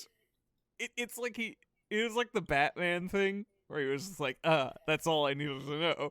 But it's like he skipped the step where anybody told him anything. He just saw the tongue and was just like, well, if he has a tongue, he's just a normal man. Yeah. Immediately rips out tongue from his face. Yeah, just casually rip someone's tongue out of their mouth. Yeah. I really appreciated that. Look, all I'm saying is It was you can good. put Kamen Rider in the next Mortal Kombat. He won't be out of place. He would not be Oh, whatsoever. please. Fucking wouldn't even All those remotely be- X-ray shots of people's bones just shattering, like Kamen Rider would be perfect for that. Seeing his cyborg bits like they did with the Terminator. Oh, Awesome. It'd be so good. just like have him do like. There's a scene in season 3 of Twin Peaks where someone grabs a guy's head and just like crushes it with his hand, and just have that be like a finisher for Kamen Rider. No, that'd be very good. So yeah. I'd say that if there wasn't the just golden opportunity of having a rider kick fatality that makes someone actually explode in a red mist. Oh Ooh. yes. There I are some and Rider bones kicks and that could be everything. some fatalities. I want a Kamen Rider Doom mod. I also It would, just I- replaces your fist with a foot. Whenever I'm you pick sure up, it's out whenever there you pick somewhere. up the like rage mode, like or whatever that power up is called, where you just do instant melee kills. It's just Yeah, kicking. Berserk is just. Yeah, Berserk is just a bunch of kicks. God, that sounds fun. Yeah, I need to see if there's a Kamen Rider WAD for some of the original Dooms or something. Oh, for sure. There's got to be as much stuff as people have done with There has original to be, Doom. right? Shout out to the person who remade Castlevania in original Doom. Shout out to the dude. I think there's someone who's working on recreating Animal Crossing in Doom. Shout outs to them. Shout out to the Okay. original Doom. Okay. Thank you, Doom community. It's great. Shall we talk about the finish of the fight? Yeah, because for once Yes. we're getting a thing that I'm noticing in other episodes, and I can sort of elaborate next time because a similar thing happens of the rider kick not being the finish. Mm. We're trying to expand Kamen Rider's arsenal a little bit, which I Little do bit. appreciate. It's What was this thing called? it is called the Rider The- Head Crush, Okay. I believe. I don't know. I put it in my notes as the Rider Double Dip. No, it was the Rider Head Crusher. Okay, yeah. Yeah, all right, that makes sense. And yeah, he super did double dip it. We all saw it. Yeah. He kind of Well, went 'cause back and then did it again. He double dipped it the first time he did it too. Against Double dip the chips. Yeah, he Oh, double this dips the one's party chips foul. against what's his face on the waterfall. Yeah, it was because that was the same move, right? That was Yeah, it's also it's supposed to be- literally the exact same move. So this one didn't. They didn't do the thing where they incomprehensibly transitioned to like a pile driver. This looked like just the reverse Frankensteiner with a double dip. Mm-hmm. See, I told It you was there weird. were much dumber would be. Yeah, just reverse your Frankensteiner. Yeah, Sure. just know when I Yeah, say reverse Frankensteiner, I'm not speaking gibberish. Yeah, these are And real that's moves. the worst part. Yeah, No, that's the best part. It's true. when's the but Rider also- monkey flip? Well, I feel like they've done monkey flips so much. I was just about to say I feel like I've seen them do a monkey flip, but I can't think of one. That's a mook move. They just do Yeah. that to mooks. That's fair. You just roll back and flip them over. Somebody do the fucking Joey Janela monkey flip in the chair. But like the head crush, I can only interpret it as like a Frankenstein because that's what it looks like. But it's always like weirdly ambiguous by the time they like get to the ground. It's like Yeah. I'm not exactly sure how this is supposed to be interacting with his body by the end. Yeah, the other thing I noticed when I did the rewatch, because initially I thought maybe it was just like my computer hiccuping or something. They like Yeah. pause the footage, Yeah. like when he Hmm. gets into the air for some reason, and I was like, why aren't you using this to like aren't there shots you could be doing to explain the action somehow? Like, why do you just have this freeze frame? Maybe. Did we do them? No. Probably not. I guess, yeah. I'd like to think they have had a bunch more choreographed fight scene to go through. They lost the footage, so just, made a timestamp or like made a freeze frame. Call it Seems like it. It's something. Yeah. But it certainly seems brutal, and double dip onto a pile of dirt, and he just rolls down. Plus. And then explodes. It was fun because they actually kept it like they did their best of keeping it static. With Kamen Rider still in frame of the shot and everything, and then doing the cut to him exploding and keeping Kamen Rider in the same position. Yeah. It wasn't seamless like they've done before, but they've definitely done better ones, but it was I appreciated it. Yeah. Not hiding behind a rock or anything. It's interesting because you mentioned them leaning more towards like the rider kick not being the finisher, and it kind of made me have this realization that it is something that is kind of weirdly inverse from modern Kamen Rider. Of like modern Kamen Rider, they will spend a lot of times in the earlier episodes, especially as like the Kamen Rider in question is like gathering power-ups and getting new abilities and stuff like that, they will like try and make a point to do a lot more unique and new and like different type of finishes for fights. And as that gives way to the later parts of the season and the more powerful forms and suits and everything, that it tends to kind of give way to the end-all be-all finisher weapon generally being a rider kick. Interesting. It is an interesting change, and I wonder if it was it kind of intentionally done to pay homage to like the power of the rider kick, as it were, to kind of say like, this is it, this is the peak, this is the pinnacle of power for a Kamen Rider. Like, truly the most powerful thing you can do is fucking front flip in the air and kick somebody in the face.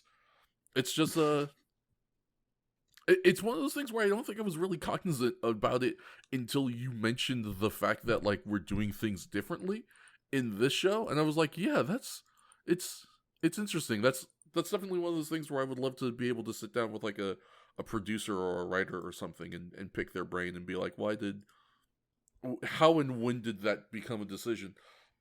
Especially because like a good comparison weirdly is one of the earlier Heisei series, Kamen Rider Kuga, just because he doesn't have a lot else that he can do besides rider kick. Like, they kind of make that a point with Kuga, is he's a generally pretty stripped down rider, and even then they do a really good job of kind of like making the end all be all of his strength be like, hey, rider kick is the strongest thing I can do to you. And it's I would imagine it's intentional. I wanted to amend what I said earlier about the rider kick stuff slightly, because the next episode actually doesn't follow this trend. It was just this one. So I'll just bring up what I want to say now.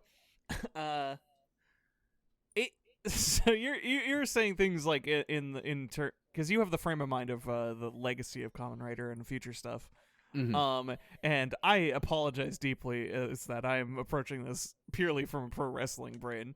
But it follows such similar logic that I can't help but see it.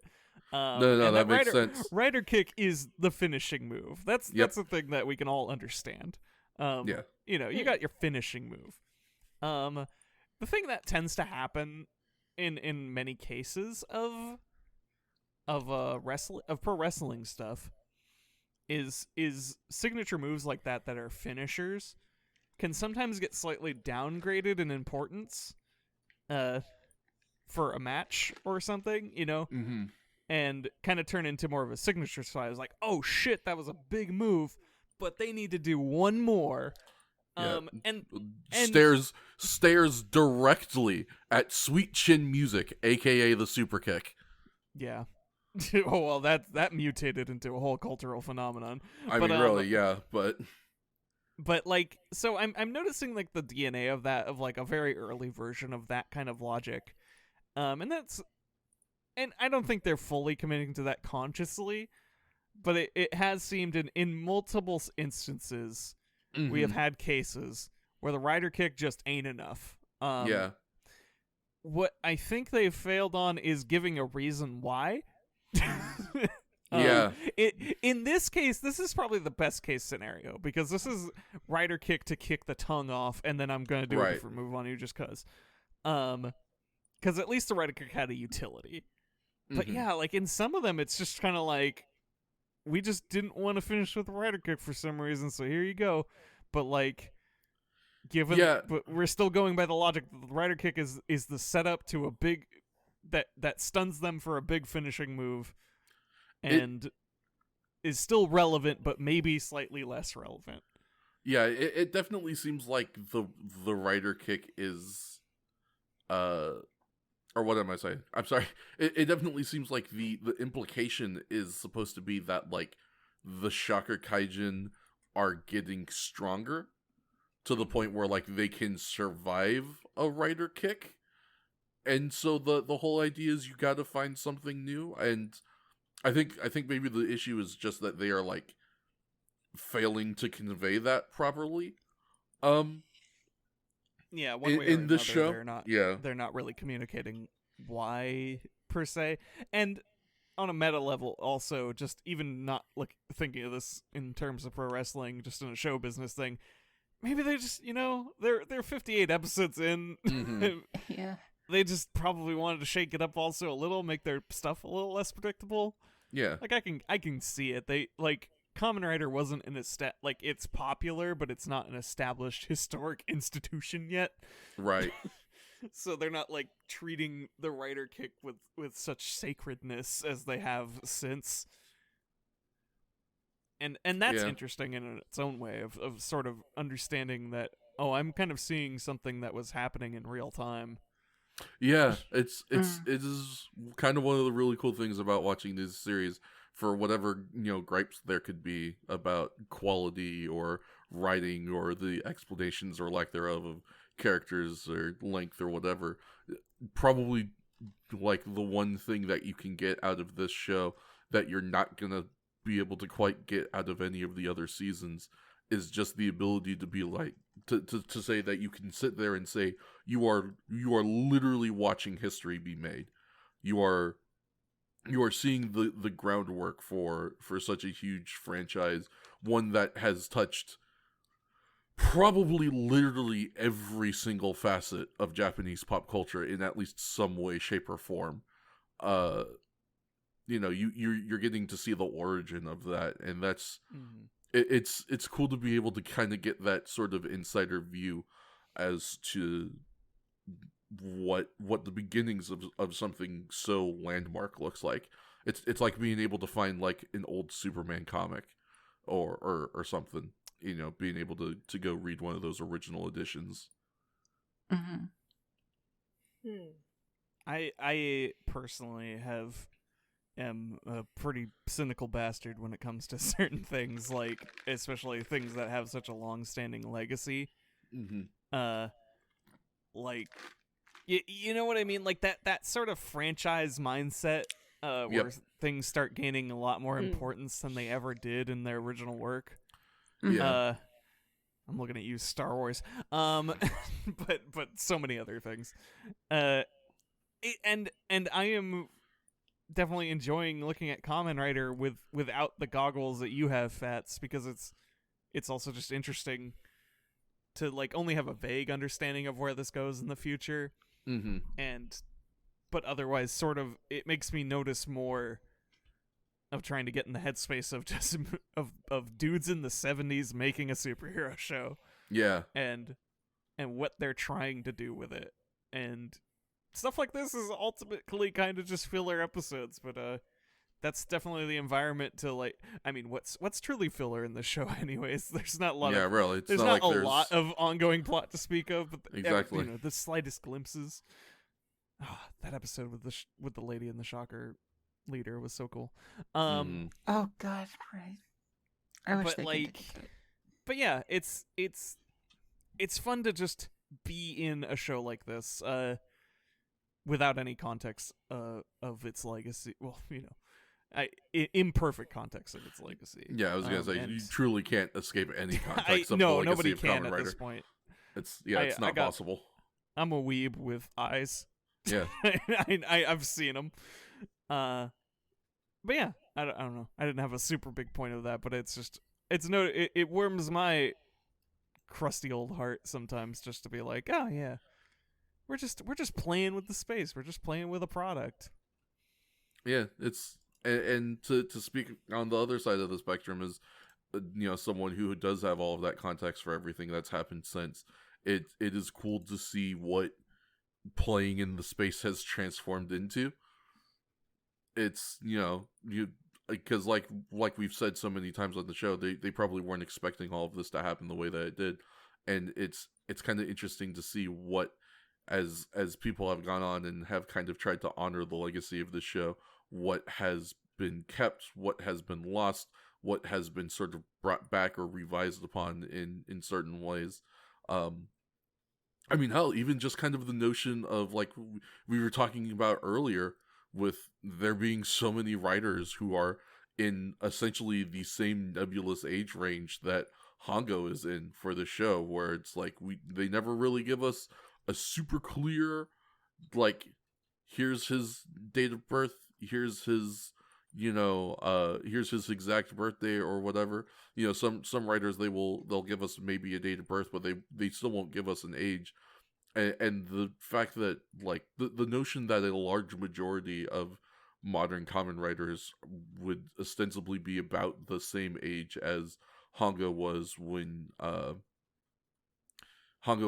he was doing Kamen Rider on his original go around is it kind of, it's interesting to see something like that and wonder if that's an intentional choice by someone who's kind of trying to remember the roots of Kamen Rider a little bit, or if it maybe even at this point has it gone so far that it's one of those that's just how old the guy is now, and we kind of don't remember why, but he's always been around about this age, so that's just how old we make him now.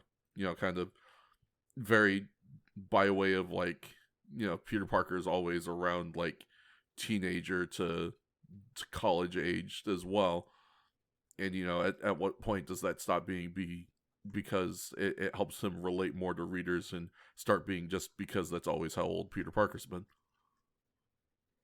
Yeah, I think another thing I appreciate with it is particularly when the speed of progression with timelines is either ambiguous or inconceivable, like in terms of, like, comic books.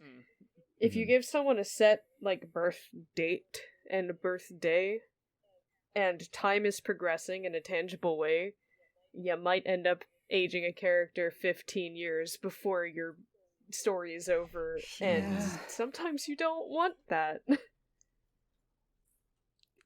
And God forbid, like, production delays and stuff. Mm-hmm. Just like, oh, that's gonna mess up our entire timeline. Cool.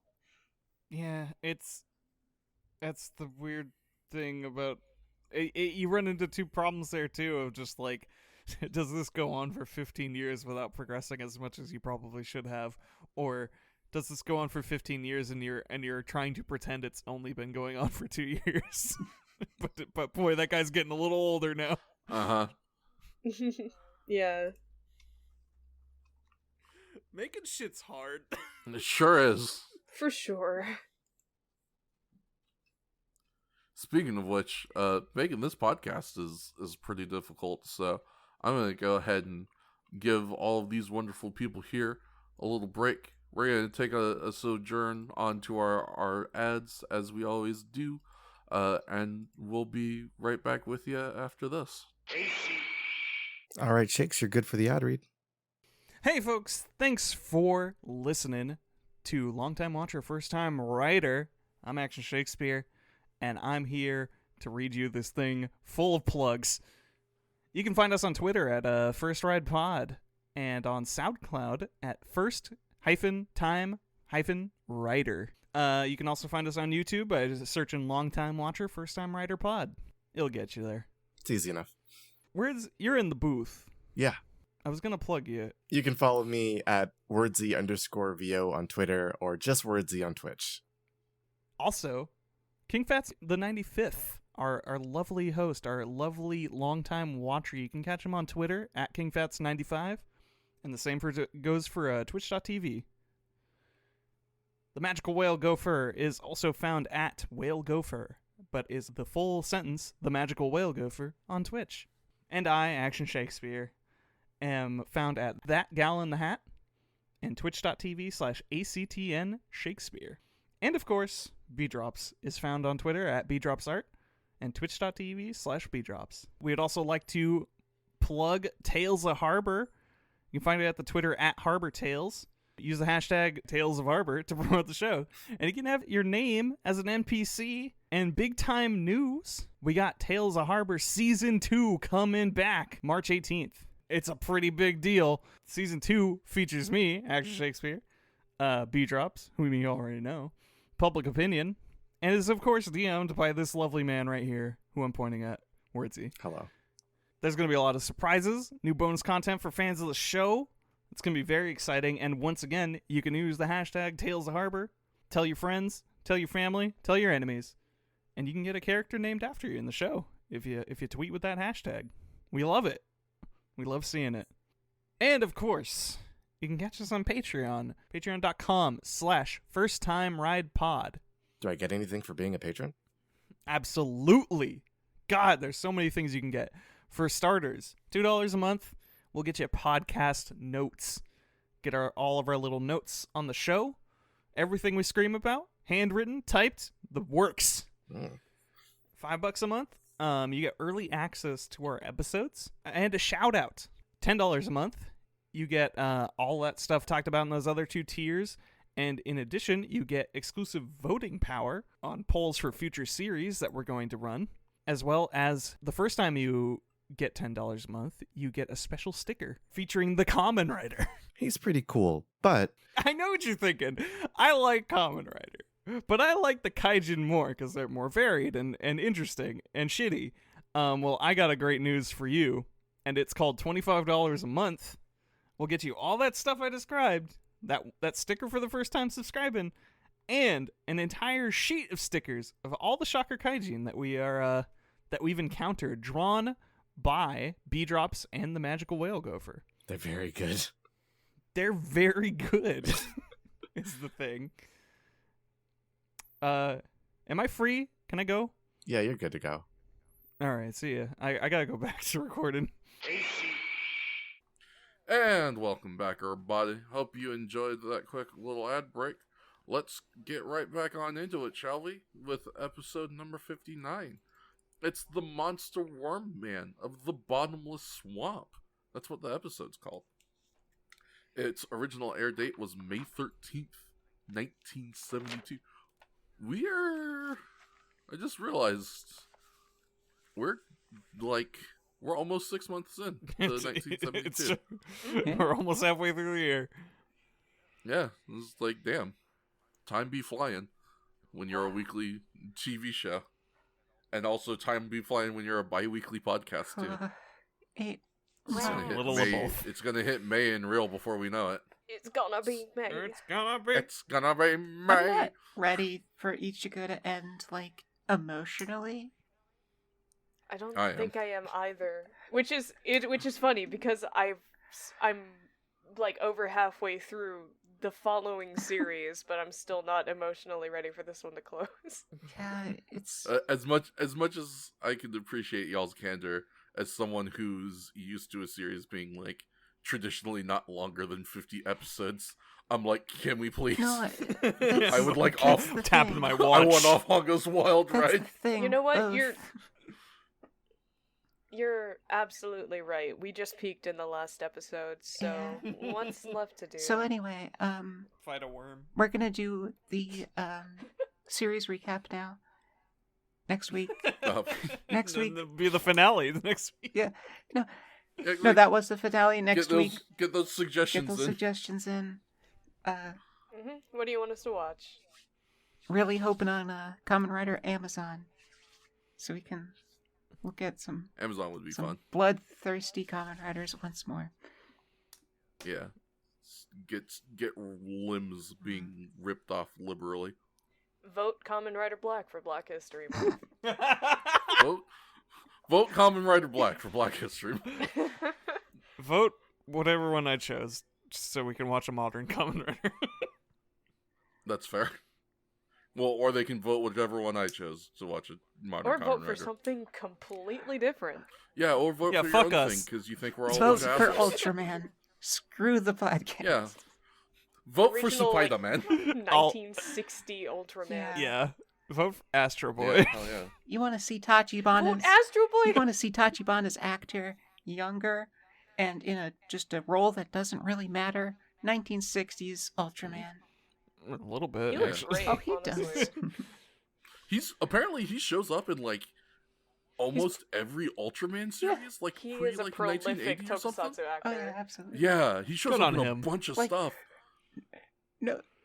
No surprise him being in the first Ultraman and the first Kamen Rider being prolific. Yeah, really. But it's still lovely to see. And I think there's like a Godzilla movie he shows up in as well. Not surprised. Yeah. Like a 2000s Godzilla. Dr. Vote that Cannot Godzilla remember in movie. hindsight, crud. If Dr. Death showed up in a King Kong episode, then Tachibana's actor better show up in a Godzilla. Episode of the famous King Kong TV series Yeah. that ran in only Japan. Anyway, What episode are we on? Sucks so we are on episode 59. Original air date May 13th, 1972. Once again, the wiki has given us a little blurb, so I'm gonna read that shit. Here we go. Shocker is planning to build a deadly cobalt bomb, but the vital element is accidentally switched with the loot stolen by a pair of jewel thieves. That's it. That's the bit. Now let's do the extended. I'm grateful for the synopsis because to be honest, I forgot entirely what was going on, like in the specifics of this episode. I remember the jewel Yeah. thieves bit. I forgot what the hell the relevance of that highly radioactive material that will undoubtedly kill everyone in that room was. If they gotta make an atomic bam. Of course they were. What else would it be? How silly Yeah, of what me. else would it be? This is Japan we're talking I was about. really looking for a good number of how radioactive cobalt-20 is, but I was just I was not able to find it. Maybe I didn't look hard enough. Well, it's because you were looking for Cobalt 120. Oh. See, Cobalt 20 is not all that radioactive Oh, at sorry, all. I was- Cobalt I 120. misspoke. I was looking for cobalt-60 because that was also mentioned. Yeah. Couldn't find anything though? I'm not a nuclear physicist, so at a glance, it didn't read to me of how radioactive a thing is. Sadly. It was just all kind of It's like- gobbledygook. Oh, the isotope is interlocked with this kinetic electron or something. I'm like, it's reading. Almost makes you wonder why you checked in the first place. I don't know. Like, you can, It's there's it's difficult.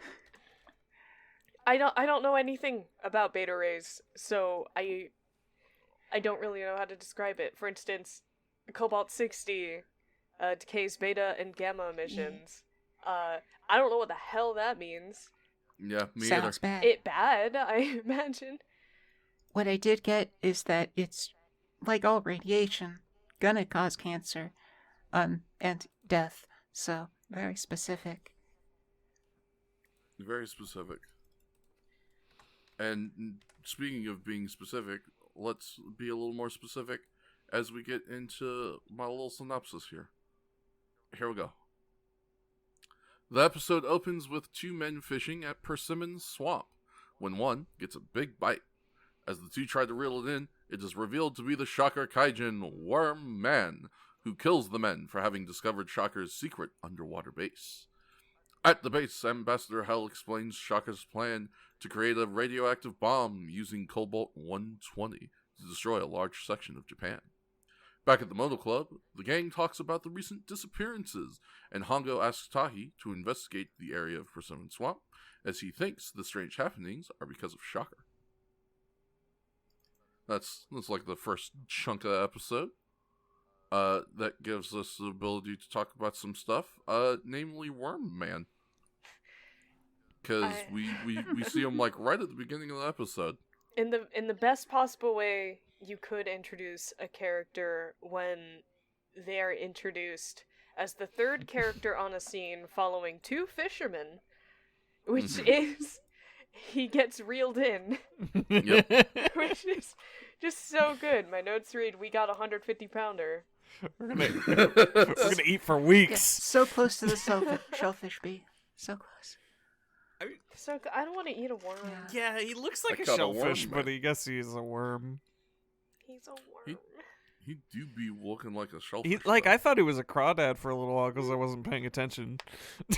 But it was just like, no, that's worm. Yeah, Oh. it's a worm. This is a very weird comparison, and it doesn't really work, but I'm gonna say it anyway. Mm-hmm. Yeah, go for it. So picture, Ebra, anthropomorphized Mm-hmm. and stoned. Everyone, no. Okay. No, yeah. I can, that's not, I would add a couple details, but that is super good. Have old Ebby Raw been fucking hitting the bong a couple of times? Yeah. Get yourself a worm, man. His mouth looks like, okay, so imagine like the whole Ebirah situation, and then combine that with, in Super Mario Sunshine, when you fight that octopus thing and you grab its mouth and you pull on it kind of looks like that. Yeah. It looks exactly like that. Oh, and I guess there's the Oogie Boogie situation going Yeah, on I was there. gonna say, gotta talk about his guts. Yeah. He just has intestines hanging out. Yeah, there's an exposed section of like worm carapace that has just worms hanging and dangling out of there, which is awful, and I love it. Actually, I guess Oogie Boogie does really make more good. sense now that you mention it like that.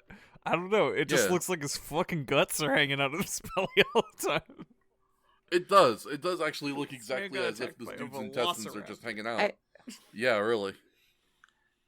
I'm gonna have to, think about the amount of gore I want to add when I draw the sticker, because, like, I can really imagine, like, the guts kind of, like, manifesting all into, like, worm organs as it slowly, like, builds through the cybernetics into, like, some sort of machine worm thing. And that's just really cool and terrifying. Sounds like Gopher's gonna have fun with this one. Look forward to that sticker when it comes out. Go nuts.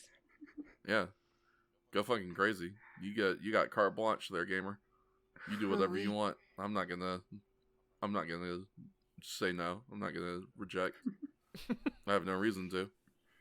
But I really just do like what I assume is nanomachine worms. Just wriggling about. Yeah, just having a good time in there. As Shakes brought up in the last episode, we got a dude with a regular hand and a big whippa again, which is nice. He's got like a worm hand, I guess. His hand is also a worm. Yeah. Yeah, like in hindsight, it doesn't really translate. It's a claw. Yeah, worm This man claw. has the Worm power of claw worm. is ready.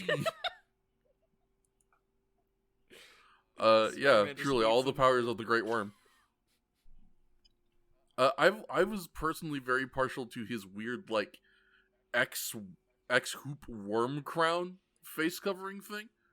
That doubles as a weapon later. Yeah.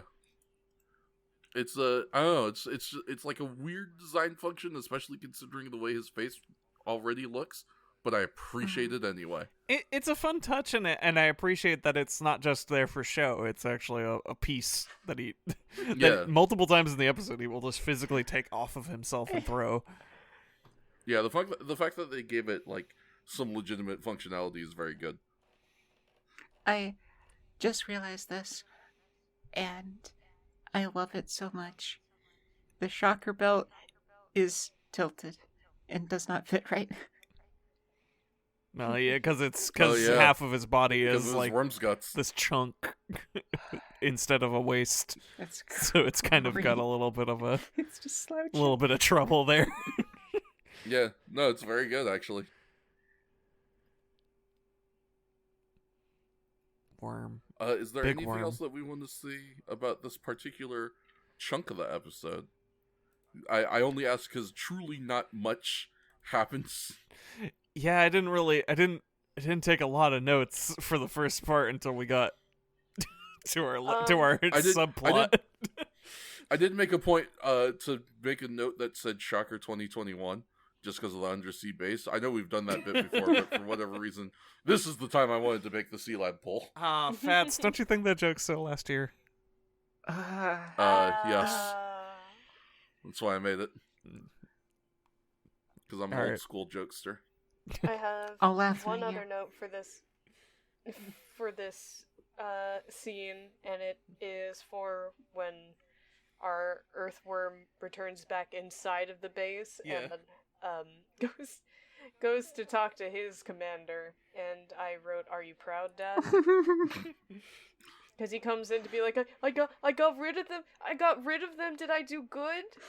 And he's like, yeah, whatever. Anyway, Cobalt. You worm. Aw. Man, to be the worm guy, Shocker monsters are on a swinging scale of dignity, and you gotta work They really really hard as the worm guy. Because in the end, you were He's got still these big sad eyes. you were still but a worm. I like sincerely, his eyes look so They sad do. because they're just pure. They're enormous, pure black eyes, so the light reflects super well off of them. So he's got that like that bulgy-eyed pug tearing up look about him. pleading emoji. Little brother. Like, Which I would feel more if he didn't also just have a Rhodian mouth with fucking tusks. Mhm. He's the man's ugly as sin. It's not But his like fault. in a good way. Also- a little his fault. He's a worm. You do your worm. but he may be a worm, but they're the only thing known to survive the atomic bomb, as Hell Ambassador Yeah. says. Well, only Worm Man. This is a special mission that only Worm Man can do because he's the only one who will live. Don't worry about Cockroach Man. He's already dead. We don't talk about him anymore. Like, Man, I can't believe Worm Man is just like Big Boss. That's I can. and the boss. They sent Worm Man to space because he had already suffered so much radiation that they figured it wouldn't be such a big deal. Amazing. He already had radiation poisoning, you see. So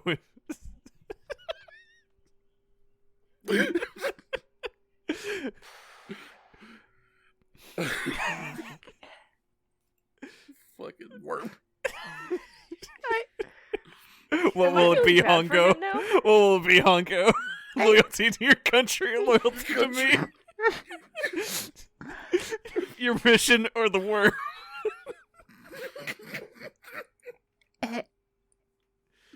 I can't wait for Imagine the for worm. Hongo to earn the title of Big Big Worm. Rider. You big worm. Imagine that worm zipping down its suit. Show its cleavage.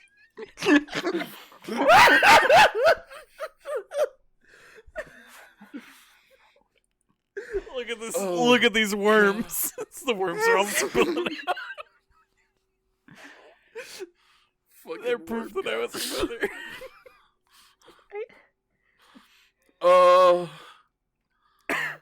I want someone to remake Snake Eater with Kamen Rider and Shaku Kaijin. But you have to make the boss a worm. Yeah, you have to make the boss the worm. Oh, good lord. So, what a thrill indeed.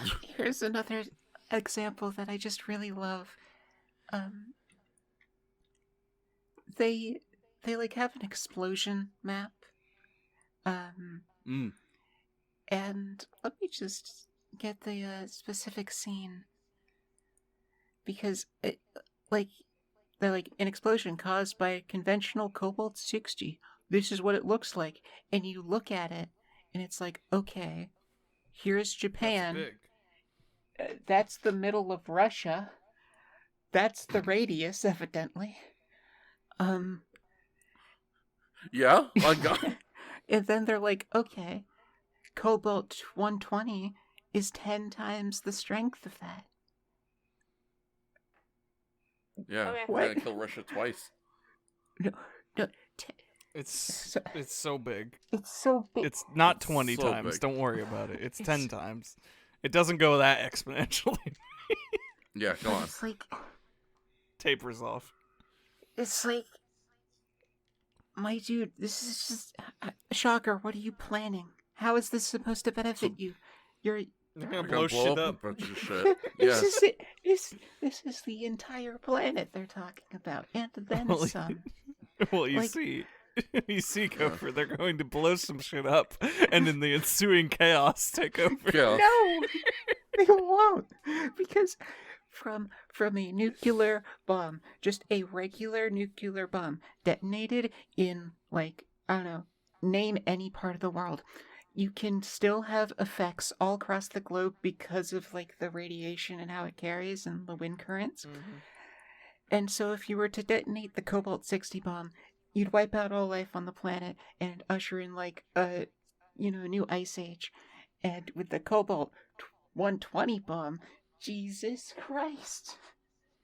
Well, see, it's fine because they're going to be in their secret Shocker bunker. Plus, they've got Worm Man who can survive the That's blast. it. That's the only remnants be of fine. Shocker. The last human existence is Worm Man. Worm Man. This is the That's why he's future. got them worm guts. It's so he can clone himself. That's his babies. Yeah, those him babitos. Please say goodbye to the scale of this, and that's me saying that. God damn. Yeah, really. Well-known bad at scale person, the magical whale gopher. Yeah. And this is me saying you're taking it a little too far. Well, it's world domination, you know. You're saying Break a domination. few eggs. Yeah, This is nearly Death Star levels of garbage. you know what they say, you gotta break a few eggs to dominate an omelet. Sure. Yeah, you never dominated an omelet before? Not at all. What does it mean to dominate an omelet is what I have to ask before subjecting myself to answering this question. I already know. You just fuck it up, dog. Like, have you ever been going, you wake up extra early, you're tired, you're No. grumpy, you Yeah, don't want no. to be there, you're Marvin like starving. You were forced to wake up because it's grandma's birthday. We're a whole family. We're taking a trip. We're going to a nice dinner. Nice Oh, I in air miss you, quotes Grandma. because we're going to IHOP. Man, I don't see my grandma. Well, I don't see my grandma either, I but want to that's see because she's my dead. I miss you, grandma. Bee's grandma only exists Be in my focused. subconscious for some reason. Anyway, you're 6 years old. Your grandma's still alive. You're tired. You got woken up so early. You don't want to be here. You don't want to do this, and you're Marvin like starving. And they got an omelet on the menu. You order an omelet, and the omelet arrives, and then it is gone because it has been devoured in a second. That is what it means to dominate an omelet. Oh, a omelet. You just No. yeah, an omelet. Well, no, that's something entirely different. You Also, no. you That's can't order the criterion. omelet during family hours, as it were. Oh dear. You gotta wait until the main lobby clears out. Yeah, If you wanna get one of till them. grandma goes home. Yeah, wait till grandma. Grandma's not, well, depending on your grandma. Oh, Grandma might That's be done with the that's omelet. her business. I'm just saying. Yeah, that's between grandma. If grandma wants to order a omelet, she needs to deal with one. I'm not in the building. happy birthday, Grandma. Happy birthday, grandma. This is your grandma's birthday. No, not today. No, my grandma's birthday is 9/11, sadly. Wow. Yeah. That's unfortunate. Not great. That's not great for her, I gotta say. That was not a very good birthday party. Yeah. That particular one and probably all subsequent ones have kind of...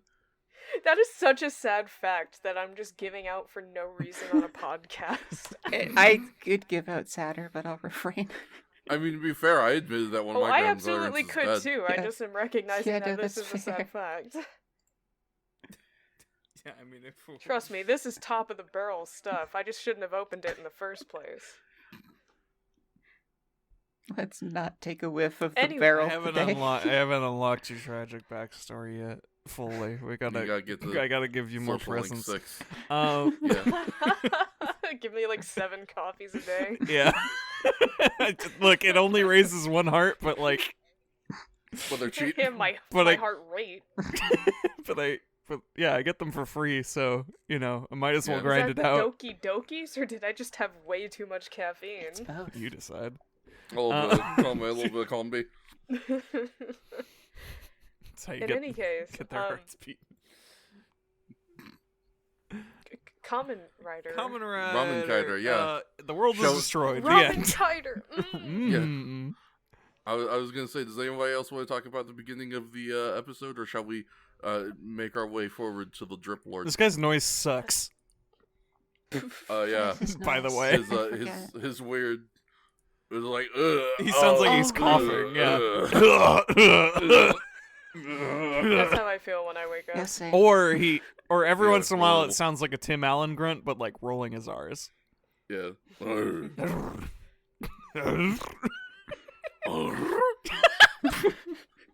It I- never quite it gets really- to that perfect level, but like it's almost there.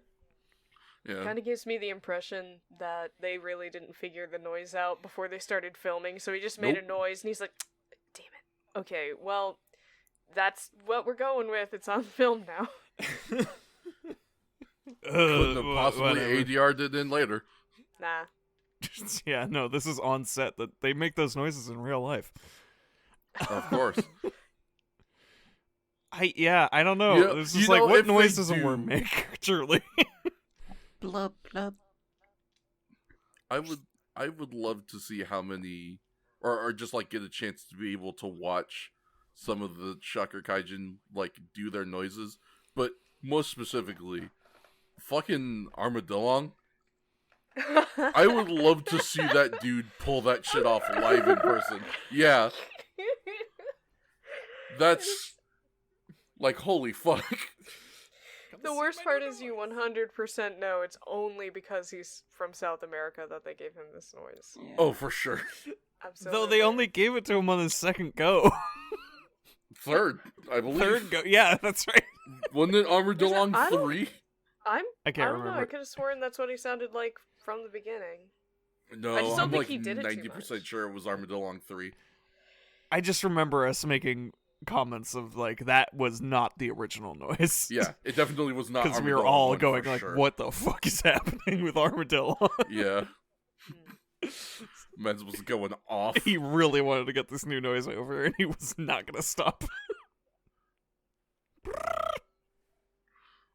Just going nuts.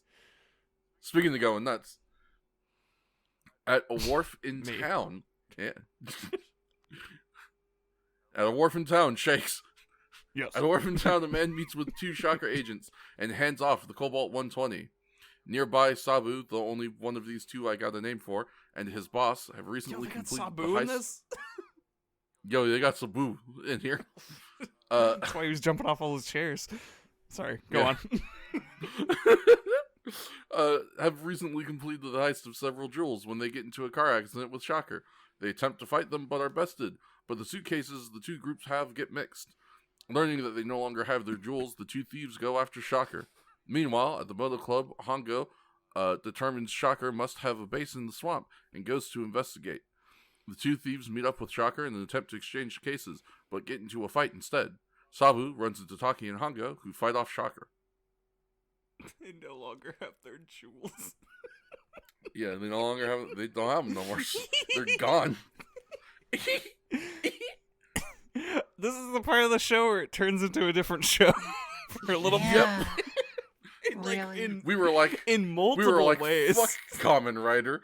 Let's do Three Stooges instead for a bit. Cause But with only two Stooges. Cause we get in. Cause even before we get to Stooge, we get to Mans with the Drip, Fantasy Island Yeah. looking Dripping octagon 1972, shades. as I called them. Like Those octagon shades? Holy Oh, shit, if I yeah. can find a pair of those in Hang real on. life. B, you gotta get them. Those fucking... B needs the hexagons though. Yeah, B needs the hexagon Like, shades. it's true, but it's a step in the right direction. Getting more angles on a circle. Shakes is the one who needs the octagonal shades. You can just shave it.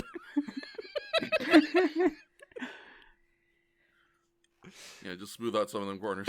And then, yeah, so we get these weird spy mooks, and they make they get their special Shocker love tokens, Yeah. and they make them touch.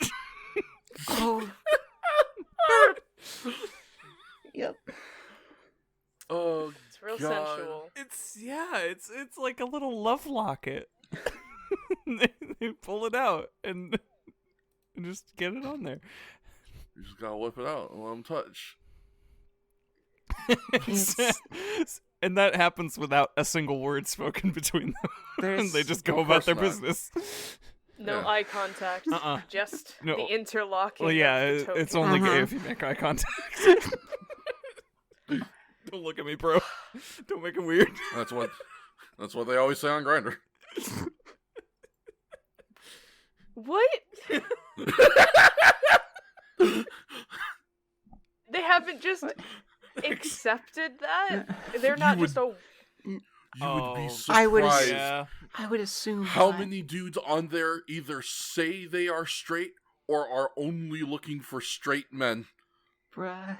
It's like, are Is we that- all aware that is we're that your on the thing? same app? Like, Listen, I get it. Yeah, the pining after straight people happens. Yeah. I get it. But yeah, But no, I guess we straight can all men only. pretend. I feel at a Yeah, certain we can all point we all pretend. gotta just sort of pretend a little, if you want to make that work. Sure. From the person requesting it to the person answering it, you gotta pretend Yeah. a little here. I just feel like maybe, I don't know, I'm not trying to judge your personal circumstances in regards to how you view yourself. Yeah. I understand to an extent, when it comes to how you deal with your environment, that can be very important. But you're already on this app, so Just saying. Yeah. you're already exposing yourself. It's an interesting energy for an interesting place. I'm You see that sure- calendar? You see that calendar you have? That one right there? That's the gay agenda. Yep. Whoa! And you got it. You You're on it. found it.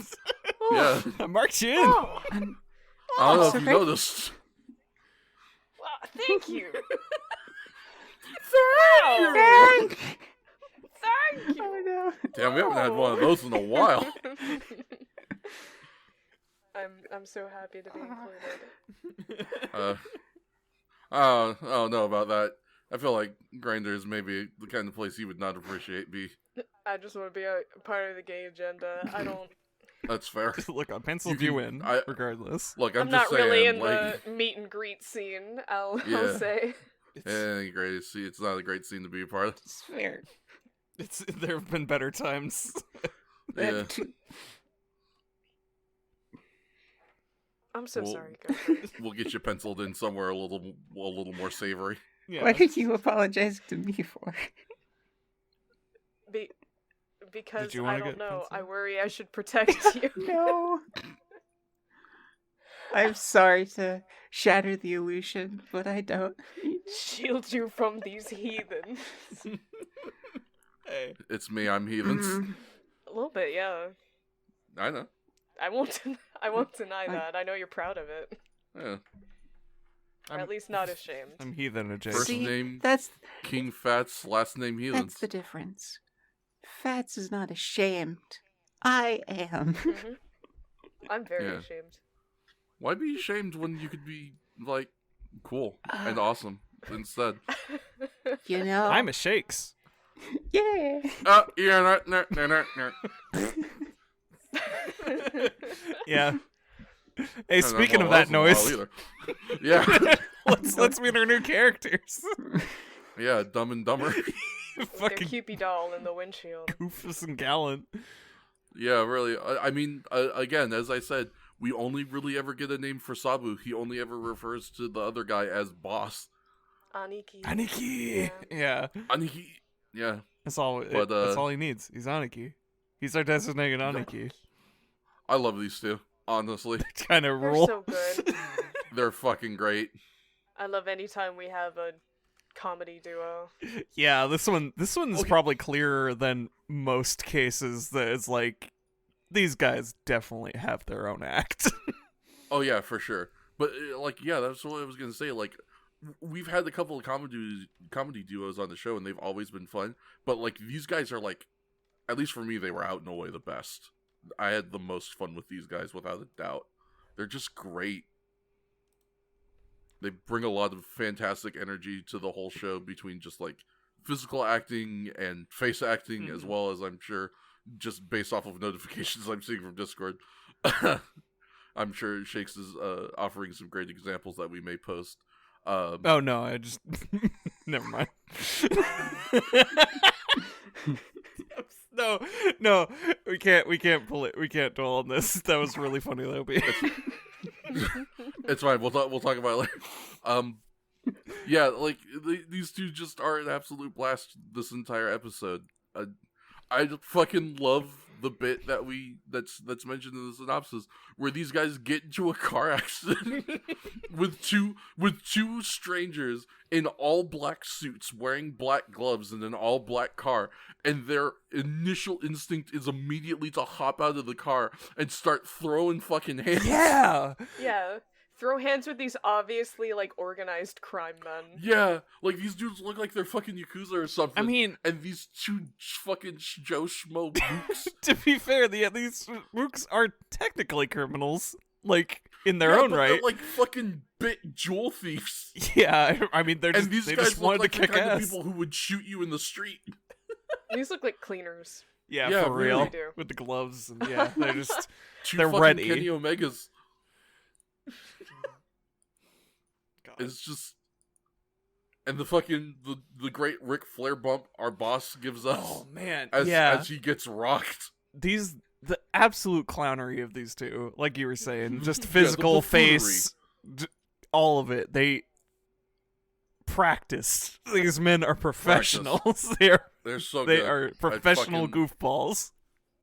I could watch them just dig around all day, and I'm sure they had to show. I mentioned this briefly during the watch, but did anyone else notice the sound difference? In what? In this I'm scene, not sure if I did. particularly where they're getting beat up on. Yeah, the audio Oh, mixing in this. it was- in that yeah, scene is just- whack. It's so Super 80-yard all over the it's place. so 80-yard and so Oh. flat and so bad, and I love it because that's exactly what like really old kaiju movies did.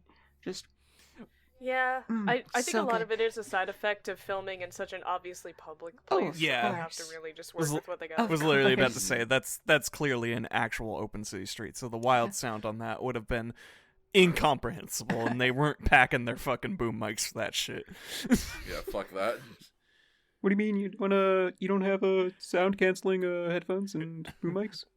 Well, we're not gonna lav these jokers up for a fight scene. Yeah, you're not gonna close off a city street and hire extras. Yeah, you know, Kamen Rider, they got that paper. Yeah, they barely have enough budget to maintain Hongo's hair these days. Yeah, really. We need Poor to buy bastard. fireworks and hair product, and we'll figure out the rest. Yeah. I listen. Here's the budget for Kamen Rider per episode. We spend $200 on Takashi's hair. We spend about $75 on our new Shocker Kaijin costume. We spend about $50 on snack for the set, and we spend $10,000 on explosives. Please help me budget. My Spend family less on is starving. explosives? No.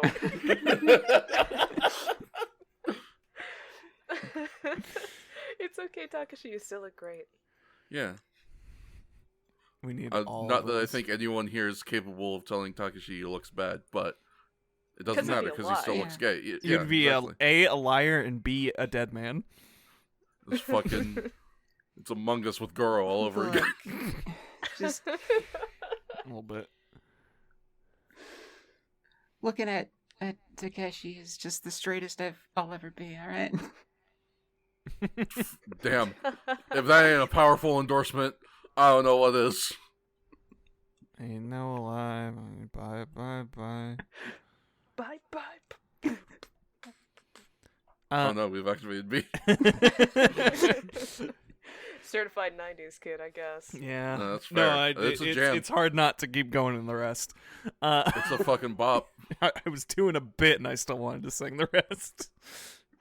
Song fucking rules. Yeah, I guess from there, this really stupid fight happens and a very Yes, it's silly very switcheroo. We all packed the same briefcase. Embarrassing. I know. Same paper thin briefcase. This has what the happened fuck? before, hasn't it? Like Cheap literally, plastic briefcase. literally the exact same thing with a Yes. briefcase has happened before. I'm pretty sure, yeah. And Shocker hasn't learned shit. No, but that's consistent of them. Yeah, that's nice. Yeah. It's I consistent appreciate them not characterization. learning because it's fun to laugh Sure at ain't never them. gonna know shit. They're Nazis, but Buffoons. absolute chuckle fucks. Yeah, really.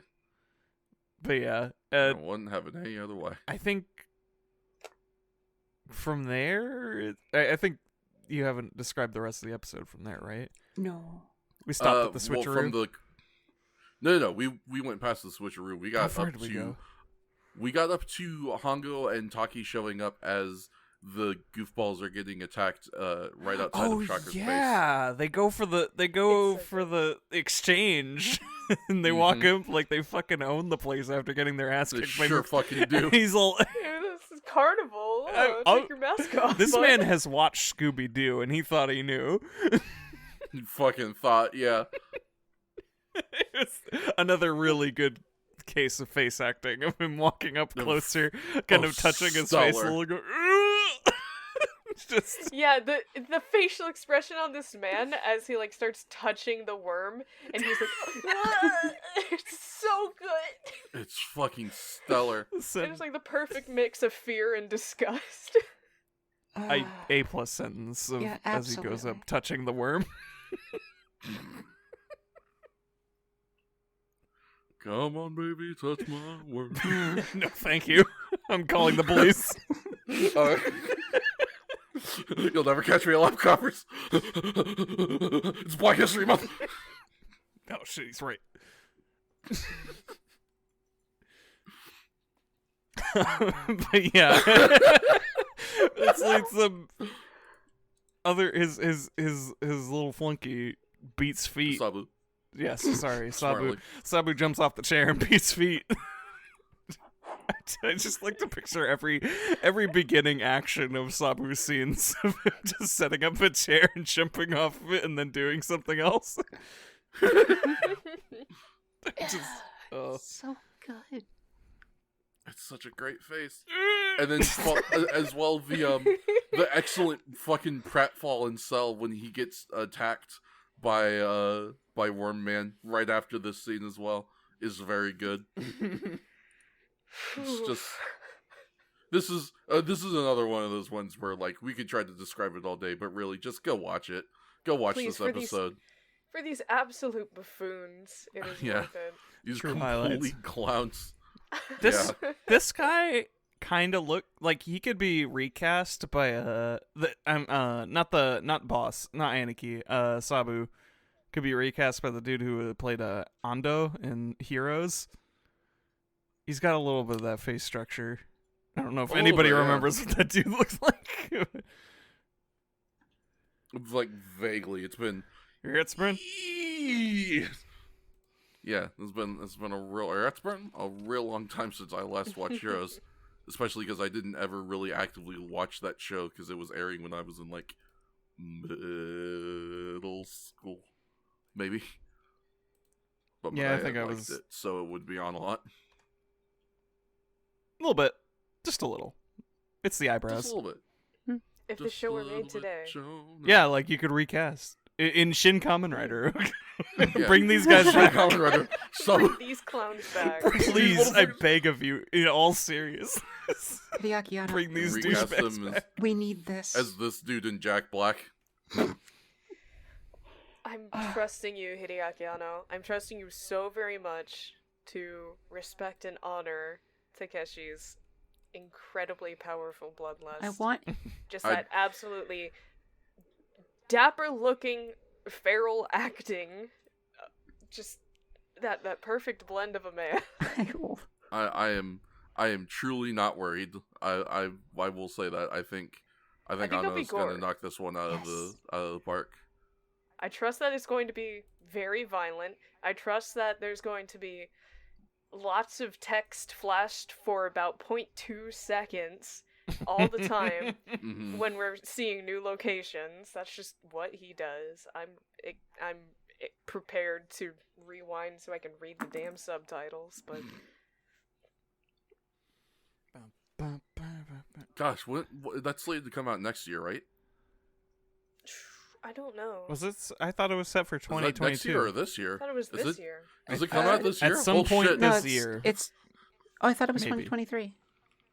I don't I thought it know. was I thought 2022. that's what I heard. Is all I'm I saying. don't know. Let's find out. March 2023. There we go. Okay, there you go. Okay, Never there mind. Um, Almost a year from Internet now. At my fingertips, I've become more powerful. Dr. Good job. Octagonopus. Whoa. Thank Wow, you. I feel ancient. Yeah. You can't hurt me in this way. That's the I'm litmus not- test. That's like that reminds me of that scene in the SpongeBob movie where they're trying to find out who a Goofy Goober is in the bar, so they start playing this song. Yeah, God, really. That is absolutely the equivalent of for us. God. All your poor innocent young Gen Zers. Zers are not going to say a Etc. damn thing. They're gonna Yeah. be like, what? Yeah, you'll hear I'm a charging up my laser, and you'll have no idea what the fuck we're talking about. Then one freaking 32-year-old in the back is gonna be, "Blah! Get him, boys!" Oh. They found the old. Yeah. Break his knees. You don't need It won't to. be hard. He's Just old. play on. Yeah. Anyway, my Uh, my amended lookalike is now Arinokacho from Game Center CX, Yeah. Yeah, no, very much which is so. also Like, very very incredibly. much the forehead structure and eyebrows. Mm-hmm. But I just don't think we can overstate how good these facial expressions are. Like, they are. Oh, They're stellar. It's again. I'd go as far as to say is they're much more for they're almost like stage acting, not Yes. You know, as we were talking about these two, I was starting to mentally get the notion that these guys might be old hands at comedy. Like these might be guys that maybe at least started a little bit in some form of like vaudeville type scene. You know, like in the 60s era yeah. stage shows. Mm-hmm. Yeah, all the slapstick kind of stuff. No, it would make Yeah, sense perfectly. When Yeah. the audio detection would have been nothing greater than. Mm-hmm. Yeah, and Wow, travel and then back I in need a time. number 5 with no pickles And and number a root 6, beer. extra dip. Yeah, and y'all want anything else? No? Chicken Alright, fries. I'm gonna get some. All right, yeah. Let me get a 9-piece chicken fries. I'm being nice. And an Aura egg rolls. Can I get a All right, hold on. They're out chicken fries. What? Waffle cut fries. Alright, swap out those chicken fries with waffle cut fries. I just get it. I just want a cheeseburger. I guess. Alright, and you want what you want on that, Shakes? Fucking I don't care. Alright, let me just get a single with cheese. No combo, just a sandwich.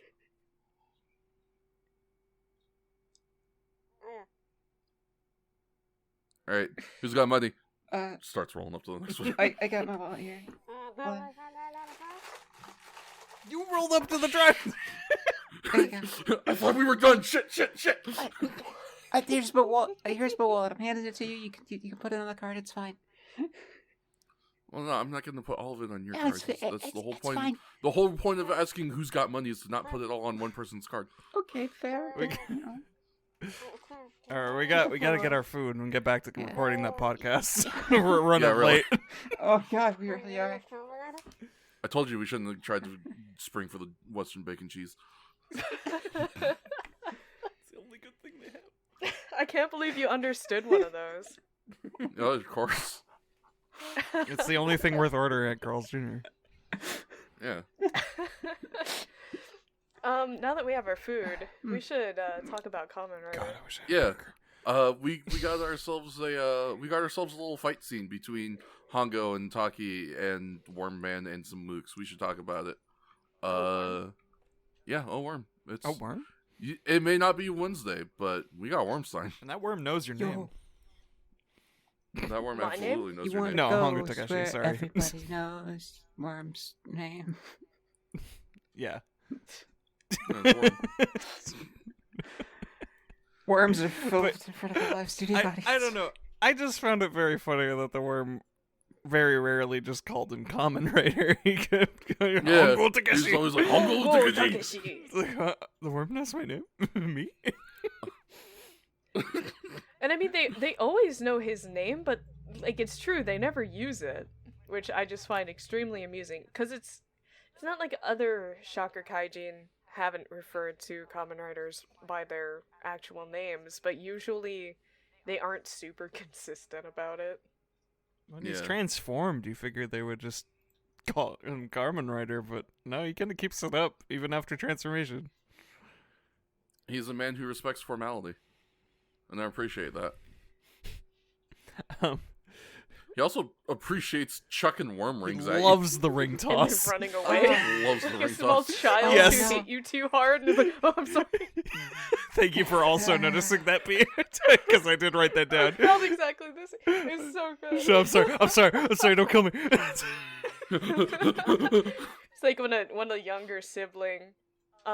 Okay, so this is going to reveal that I live in the deep south, but I guess everyone probably already knows that. Y'all howdy. It reminds me a lot of big family gatherings for I guess usually Easter is where I saw it when people would use casquerones. Oh, If yeah. you don't know what these are, they're hollowed out eggshells that have confetti in them. Mhm. And what you're supposed to do is crack it in your hand and throw it at somebody. Oh. Is that really what you're But- supposed to do? Yeah, but I was dickhead never kids taught this. like to grab it and smash it on each other's heads. So, this reminds me of the very specific situations in which you'd see like the younger kids sneak up on an older kid and just bam right Yeah, in the it back just of the head. fucking dunk someone and then bolt. They have to run. It's so good.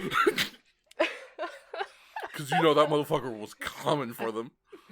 Absolutely, yeah. And they'd like, because the older kids would be like way nastier and they'd have like 4 in one hand. Yes. And they would So fucking good. slam them on your head and then like Yeah. mash them in to make sure like Rub them into fucking your hair. Yeah, exactly. Make sure confetti was stuck in your curls for a week. I People got highly recommend. vicious with those motherfuckers. Yeah, I highly recommend anyone who's never like had fun with casquerones to do it. I know it's most fun when you can get away with being way too rough as a kid, because when you're an adult, you can't like bash a child in the back of the head and get away with that. Well, but we can bash each other B. in the head. Yes. B, we are in the deep south. The deep south. This is probably the one part of the U.S. where you could get away with being a little too rough with one of the kids. Please don't. They'd be like, "Oh, kids. rub some dirt on gotta it, get you'll those be fine." Why not have a little fun doing somehow. Yeah. Oh man. These things are, at least it's confetti.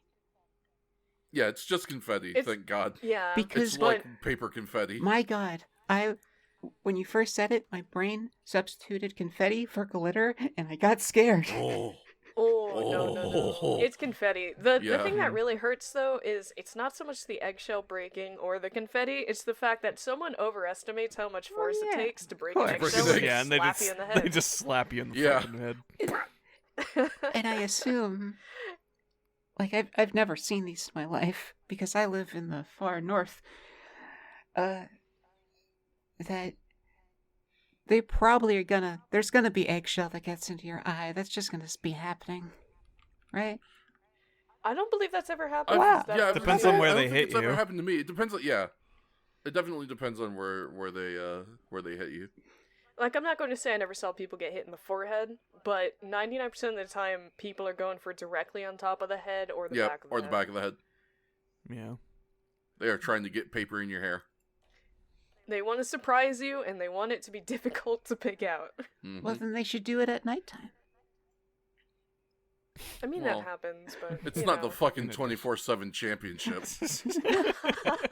We're giving people a fighting chance here. Why bother? Just you wait. Get your cheeseburgers. I'm gonna be at your fucking window with the casquerones. Surprise your friends. I hard-boiled them. Dozen casquerones. It's filled with cement. Oh god. Oh god. I have a special surprise inside my casqueron. It's a rock. I'm just thinking of that fucking scene. Oh god, I'm just thinking of the scene where fucking Krillin throws a rocket Goku while he's sleeping. His actual, like, anguish to scream gets me every time. It's so fucking funny! But also, if someone Kobe'd a fucking cascarone with, like, a rock or cement in it on me while I was sleeping, that would probably also be my exact reaction. It's such a real reaction. Like, it's just so fucking funny because he's Goku. Right. He just nails him and he's just, oh, what the fuck, man? Bro, that hurt. It sure hurt.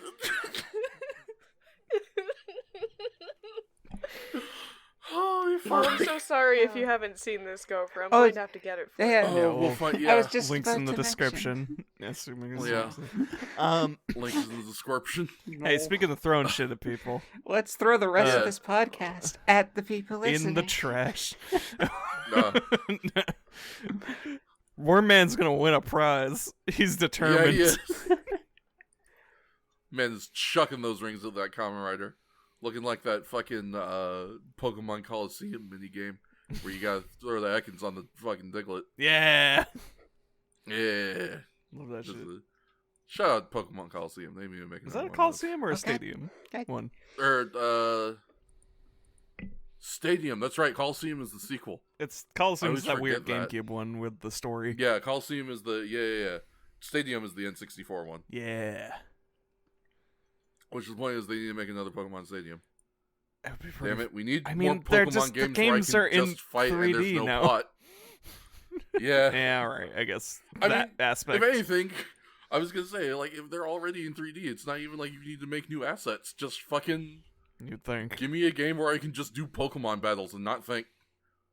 And not have to worry about fucking catch rates and shit. Well, see, like we need that because then they would actually animate them like they did in Stadium games, where Hell they gave yeah. everybody unique animations for their attacks and stuff. Fucking That was the Stadium golden animations era. ruled so hard. Anyway, speaking of winning a prize, Let's win a prize. yeah, let's win a prize. Ring a hongo, win a prize. Yeah, and he does. He rings him a hongo. You found my prize. And is it hongo? Anyway, Who? Wait, what are you doing that you get hongo as a prize? we're going to talk about a fight. We're going to No, we are not. I was not offered this opportunity, and it's Black History Month, and I am incensed. How come B gets a hongo and I don't? Be called dibs. This is Because I want the bullshit. ring toss. It's true they did win the ring toss. All right, well, if they won the ring toss, They get to pick any prize they want. I knew I shouldn't have gone for the goldfish scoop. This fucking sucks. Yeah, you just get a goldfish for that, dummy. What'd you I think you wanted fucking to try it. I've never gotten to do it before because when I went to festivals in Japan, I was a baby. We'll have to get $10,000 on the Yeah. Patreon and take you to a real obon, and you can. That does sound like it'd be really fun. And also go to the Philippines so we can take. We can get those fucking Kamen Rider and Sentai masks Yeah. Yeah. And then we can because do those the are bomb real dance and they sell them. and get PTSD over rhythm heaven. Just okay. Good job. Shoutouts to me, who has never played Rhythm Heaven. I apologize. Don't. Yeah, it's that's the I'm only kidding, part it's that's fun. just burned into my memory, and I think it will be until the day I die. Speaking of dying, Hongo's Sketchy dead. Hongo He fell down a gets cliff. fucking thrown off a cliff. Yeah, Yeah, this is becoming a weirdly common transitional tool these days. yeah. And it's really funny. They just It's- throw Kamen Rider off of a cliff at the end of a fight. Dun dun dun dun dun dun, Dun, dun, dun, dun. And you have about a 50-50 chance of seeing him again when you come back from the commercial break. But then you had Kurt Angle in the mix. You chance to see the Jurassic go down. No! I won the ring toss. You can't do this to me. Yeah, well, see, the problem is Kurt Angle knows he can't win the ring toss, and he isn't even gonna try.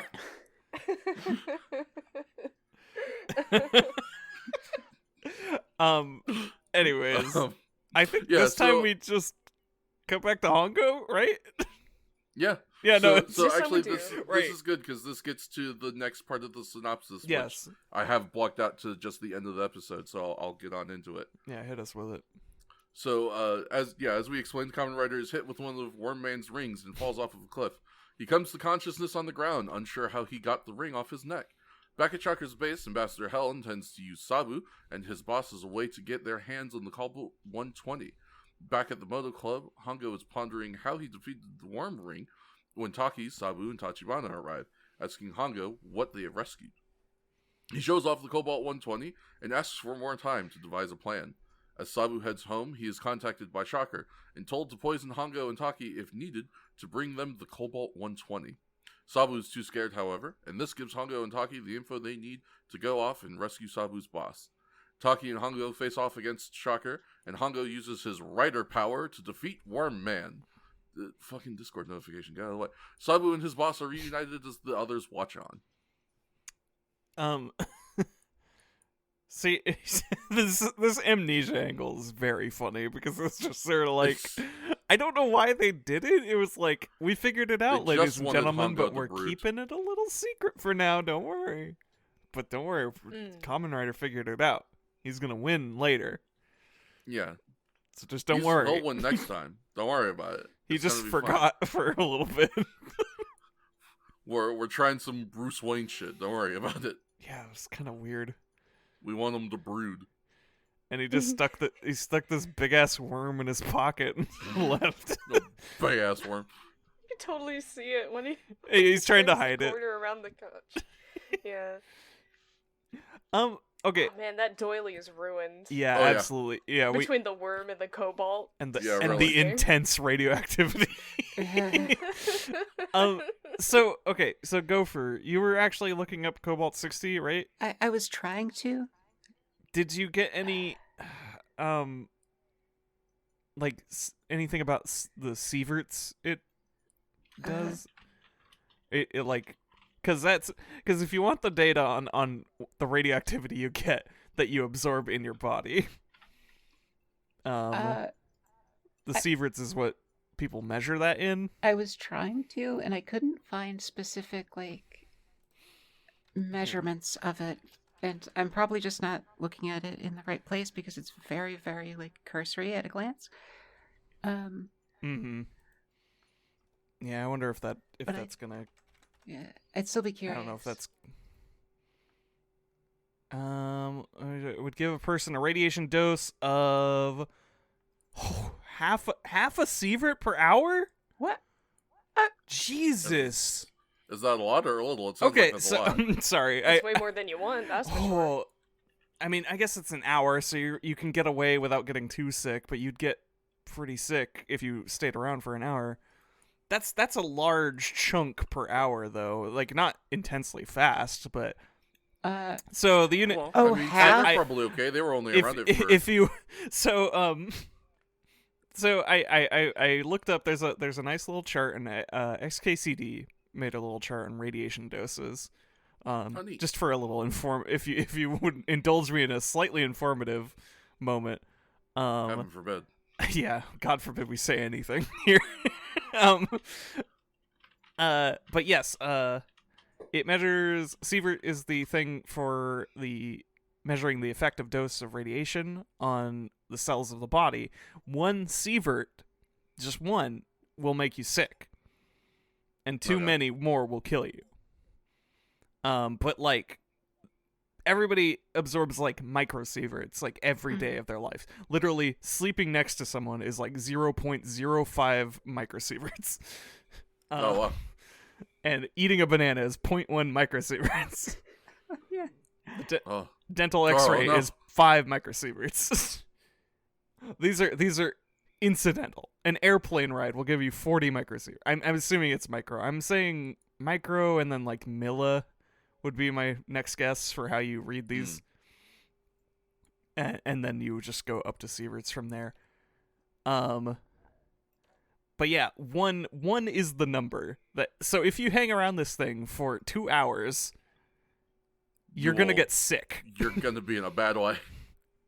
So I guess it's not super bad for how long they stay, but like, that stuff immediately starts getting to you.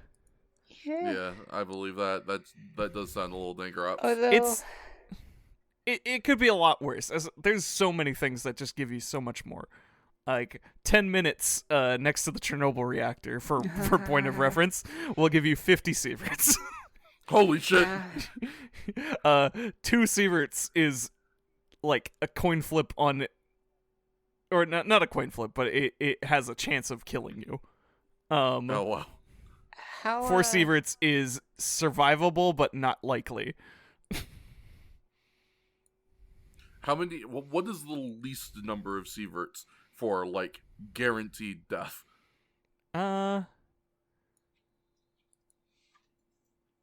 I think 2, like kind of 1 to 2 is probably the ones that are going to be the most at risk if you don't get treatment. 2 is when it gets severe. 400 millisieverts is going to give you radiation poisoning at the very least. 100 millisieverts is going to give you high cancer risk. I love cancer risks. 50 millisieverts is the radiation worker 1-year dose limit. So once you get that high, you can't work for the year. You're not allowed to be there anymore. So you don't die. Cool and dope. I love it. So yeah, this thing's rocking what I can only assume is 500 microsieverts an hour. So if you stay an hour there, you're going to get probably pretty sick. Well, it's a good thing they didn't hang around for an hour.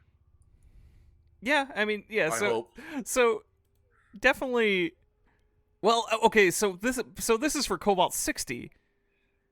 Oh, geez, Okay. right. Yeah, this is supposed to be Cobalt 120. Now we consider that this is the magical super element of Cobalt 120. Yeah, this is Cobalt 2, baby. This is the sequel to Cobalt 60. I mean, do we just assume that is at the very least giving you 1 sievert an hour? Yeah, I- right. But if You would it's have to 10 assume. times, if it was 10 times the explosive power, I assume. though I guess that has nothing to do with the radiation technically. Yeah. the implication. But if you want to just crank it up, The implication might be that it's 10 times more volatile, which might increase radioactivity. But I don't. which know. would be like 1 sievert for what, like 20 minutes or 10 minutes rather? No, 6. Ugh. I can't do math. 10 times 6 minutes. Half a sievert per 6 minutes. Jesus. If we're just Still- going to assume 1 to 1, we're not scientists, but if we're just Yeah. going to take those numbers and put it 1 to 1, yikes! Yikes, indeed. But still, not as bad as it could be.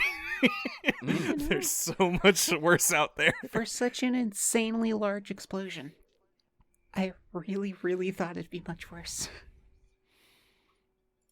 I mean, that's still up there in the fastness. There's just the concentration of radioactivity in some materials is unfathomable. Like seconds of exposure. Yeah. Just take it the fuck There's out. And well, like not immediately, but it's also like there's things that are there's capsules of certain materials, some of it's like waste material, that is marked in a way that just says, if you can read this, start running as fast as you can. Oh, jeez. Like, in no uncertain terms, that is what they print on the capsule. Because if you can read this, you're already in a case where it's too late and you are going to get sick, and you need to run as fast as you can away from this object if you want a chance of living. Not a chance of not getting sick, just living. There's a.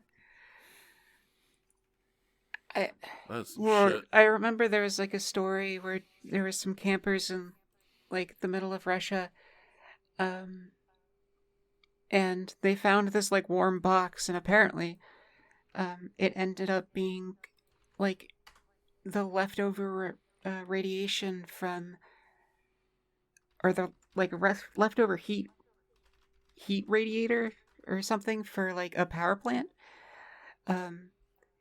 And essentially they stayed one night.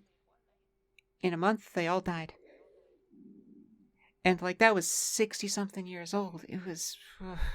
Yeah, no, it just the like half-life or whatever, like the state of it being radioactive is in such a scale that for human existence, it just like it doesn't matter. It's basically going to be that long as far as like generations of us are going to be alive. Oh, radiation It's fucked is, up. Yeah, radiation is absolutely terrifying, but it's so fascinating. In that intensely morbid way. Yeah. It's That's it's fair, pretty yeah. interesting, but oh boy, yeah. When I read about shit like that, it's like kind of blood gets kind Yeah. of cold at the concept of man-made horrors beyond my comprehension. Cool. Picture of Peter Griffin. Yeah, really. Oh, sweet, man-made horrors beyond my comprehension. Anyways, that was Anyway, technically just a very intense tangent, but a little frame of reference for what Takeshi Hongo was just opening without a hazmat suit yeah, really. or any lead lining. He just sort of opened that shit and scanned it He sure did. And yeah, inside the motorcycle club. yeah. He did Poor have his Goro. leather gloves on. Thank you, words in the booth. Yeah. To his defense, and Hey. it's not a good defense, I don't know how much it would hurt him. Yeah, I was Yeah. gonna say he's a Yeah, no. cyborg. What the Well, fuck's eager? actually, Yeah, Not that that's good, and it couldn't potentially hurt literally everybody else who comes in here on a regular basis, but yeah, and including the 3 people who are in the room. yeah, they were literally just standing there, watching him do this. Just kind of chilling. Get out of there. I don't know if it would make such an effect, or I don't know if this effect would happen with such little radiation, relatively speaking. But radiation does really mess with cybernetics too, so it's like, Oh, eh. It's true. I just don't know what kind of super crazy That's advanced also true. fantasy technology Yeah. that he's made with, given the kind of enemies he goes up against. He is True.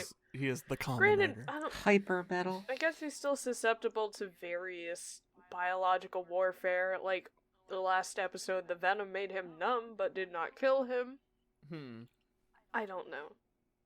Depends on what they want to write. The only thing that matters is that Takeshi is the strongest. Yep. Very true. You are the greatest. And he looks good brooding on a leather couch. He sure does. In the Sure dark. does. He sure does. It suits him so well. I miss brooding Takeshi. We don't get it as much.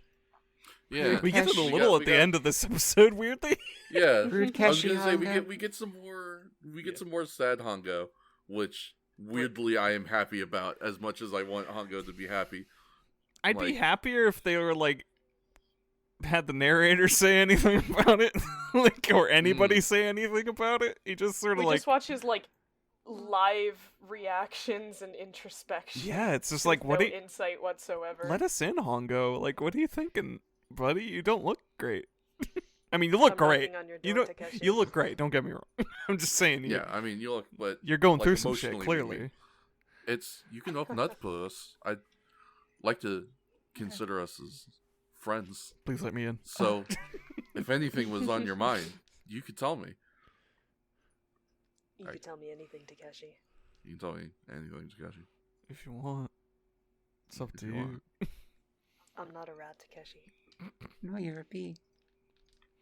Yeah, You know who that's also fine. isn't a rat? The worm. War Man? Sabu. Yeah, Saber. straight up, yeah. Big up Sabu- Sabu. Sabu, it's really funny because they just sort of outsourced the killing of Takeshi Hongo to him without any real ultimatum.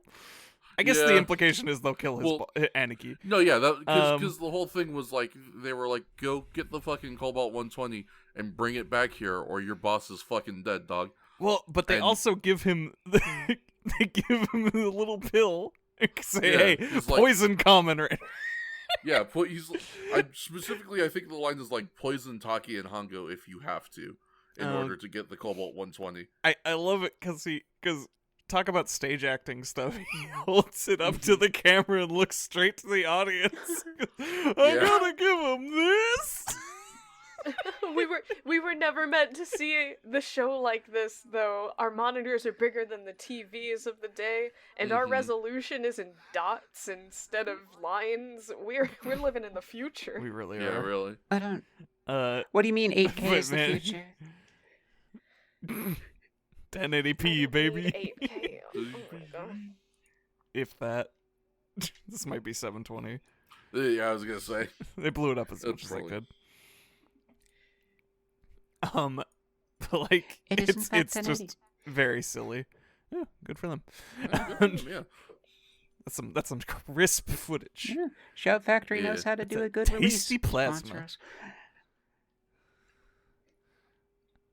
Would be real nice if you sponsored us, Shout Factory. It'd be real cool. That would be Anyway. wild to be affiliated with this thing we watch. It'd be kind of weird in a strange way, but I wouldn't Yeah, refuse wouldn't hate it.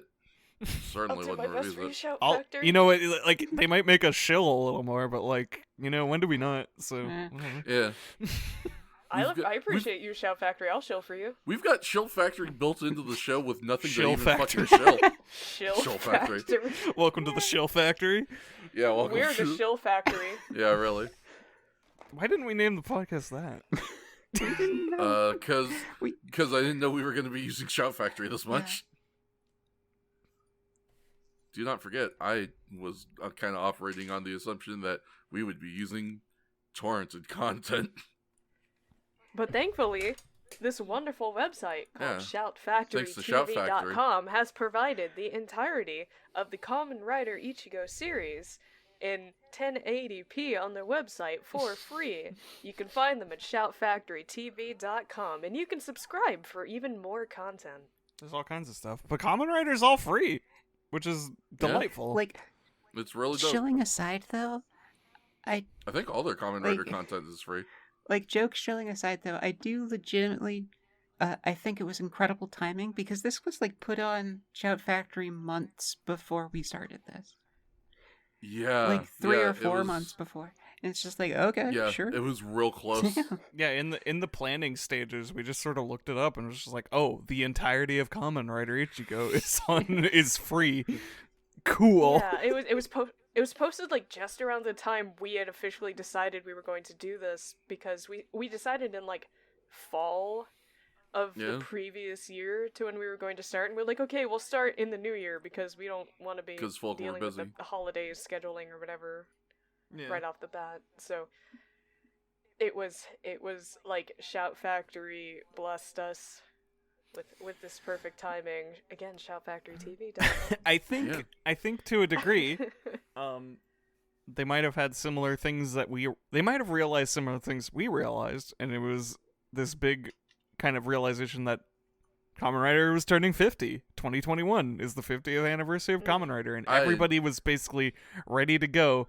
And it was a thing we didn't really properly sink in, I think, until we started recording. But it was just we're way through, and we're like, oh my god. Please do not give me that much credit, because I truly had no idea that 2021 was going to be Kamen Rider's 50th anniversary. That was just a thing that happened. It was, and I was yeah, like, beautiful. damn, isn't like, this convenient? We were already knee deep into producing episodes when it happened, and like we all saw it on Twitter, and we were like, oh damn. Yeah.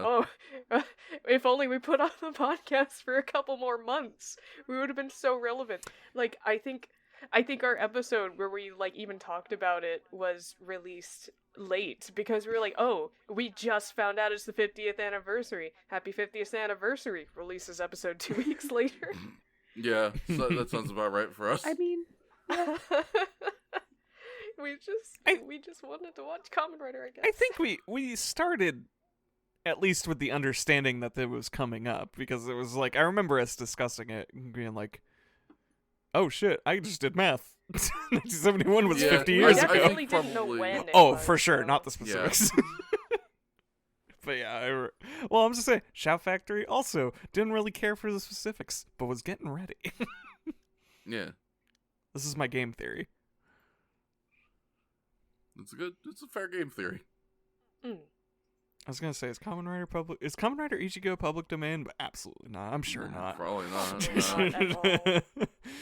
Yeah, I'm pretty super not. Yeah. Anyways, what the hell? Following our Now that we all have radiation our poison. second stooge with now that I'm permanently fused to my gamer chair Hell yeah. via radiation sickness. Cool. Before my jaw just completely rots off of my body, we should talk about what this guy did once he acquired the poison. The poison for Hongo, the poison used specifically to kill Hongo, Hongo's poison. That poison? Yes. Got you covered. Excellent. I mean, he cried mostly. He did. No, I'm proud of him though. I He really am. broke down and he was like, I don't want to betray these people who helped me to assist the people who attacked me. Yeah, no, I mean, really, big ups to Sabu for, like, not betraying us in any way, shape, or form. And just, like, kind of, like, because, you know, we can't give Sabu full credit. He did start off the episode as a jewel thief, but He's just trying to get that money.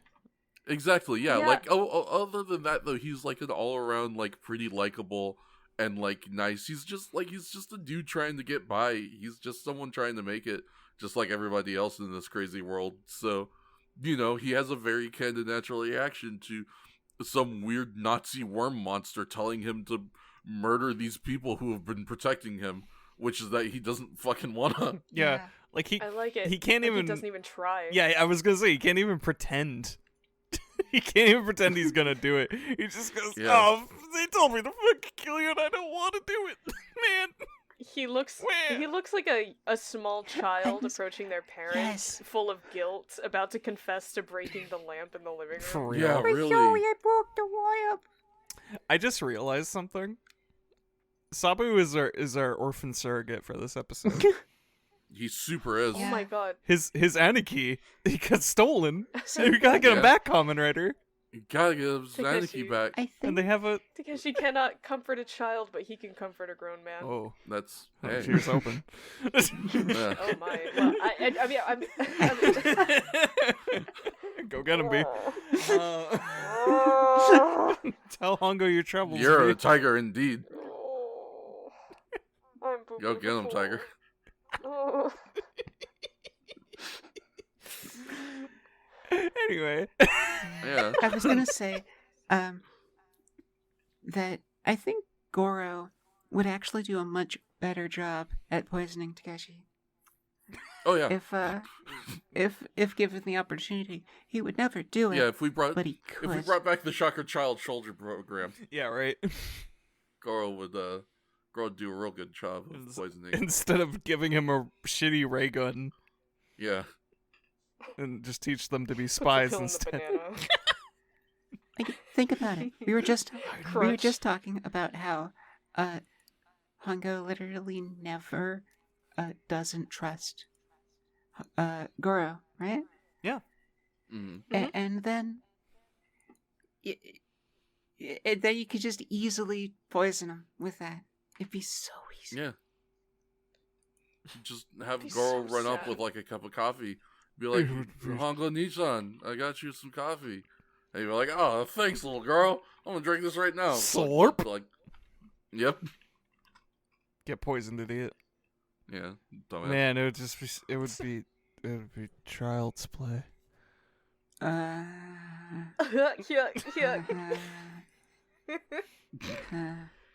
I don't know what's come over me tonight, truly. That's like the fourth one. You you good, Shakes? I don't know. I think I I've been think it's the possessed by the energy, ghost like- of You a get clown. bitten by wine? Yeah. we both had the same thing. Wime's clown venom. Yeah, transforming Oh. under the light of a clown moon. Oh, that's the All scariest clowns. fucking episode of Dexter's Lab. Oh, fuck! Holy shit, I forgot about that one until you said that! Oh, It's fucked up, right? man. Yeah, it is! Holy shit. Yeah, that episode is so fucked up. Oh, man. Why were shows so determined to make clowns scary when we were kids? Clown murderers. Fair enough. In the 90s? Maybe, I don't know. I guess, I mean, I'm sure I'd clown have to look murderers have into this, I existed guess. since the dawn of time, but Yeah. since time clowns were immemorial. born. I'm In going to ancient blame days. it and the clown murderers that inspired it. Yeah, Yeah, that's fair. it's, it's just a cultural thing that, It's an American thing. I mean, yes, it's an American cultural thing, but it certainly was American pastime. throughout American culture. And yeah, I don't know. The 90s was just maybe. I feel like the 90s was full of probably the creators that were probably in the heyday of being traumatized by that shit. Yeah, and that's they fair. brought it back with a vengeance. Like, I feel like from Dexter's Lab, Powerpuff Girls, and like Rugrats, like between maybe those three at least, they were really bringing back clowns being awful and terrifying. I forget because this was one of the shows that was very good at being very scary back in those days. Did Courage ever have a fucking evil clown episode? It didn't, right? I feel like at least one. I don't remember one is the thing. No. Googles. Yes. Wait, yes. All right, well there you Yeah, go. I'm finding at least like 3 examples of some fucked up clowns. Oh, well, that sounds about Thanks, right. Courage. Oh, with the Scooby-Doo and Courage crossover involved a clown too. Oh, really? I still haven't watched that. Should go hunt that down someday. All right. Let's I- finish this episode, I- huh? Yeah, Just- huh? Just one more Clowns. bit on clowns. This isn't exactly Yeah. clowns, Bliss. but Hit me. it in the same vein of Rugrats being weirdly scary sometimes, the I'm Not Tommy stuff just freaked me out. Yes. Oh fuck. That Right. fucked me up so bad. Right. Oh man, I had Why? actual nightmares about shit like that, and which makes sense because it really is. It's a nightmare in the episode. It's like, it's that kind of shit that it's that surrealism that just comes right at your brain. Yes. It's just like, completely triggers my fight or flight, and There's- they nailed it. There's gonna have to be an explanation because I do not remember this. I'll post a Yeah. clip later. Let's finish the episode. Let's finish the bunch episode. of clowns. So yeah. Sabu shows up. Shabu shows up and he tells his parents that he broke the mom's vase in the hallway when he was trying to play tag with Aniki. Yes. Hongo looks at the pill aghast and then is like, "I'm gonna go beat the shit out of Shocker because that's my day job, baby." This is around the time he figured out the mystery of what he did, Yes. right? By Yes. himself. Yeah. He figured it out. I guess we'll tell you now because the show tells us now. He flippy a button. He has a His rider switch. Yeah, he turned on his rider switch and he activated his rider power. yeah. The base kick. He has a. I want to take a ride on your rider switch. That's I couldn't finish the rest of the verse, but that's just what No, I you wanted to get out. No.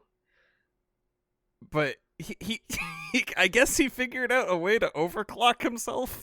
Is the implication here? If he did, if that is truly the implication, is that like there is like a clock up form of Kamen Rider. That is like, oh, holy shit. No, So- that's not an anniversary series, is it? That's not intentional. Hold on, I gotta check something. So if people don't mind a very slight V3 spoiler, I think I could, based on something that occurs there, I could guess at what this is supposed to be based on the idea that it was probably inspired by this.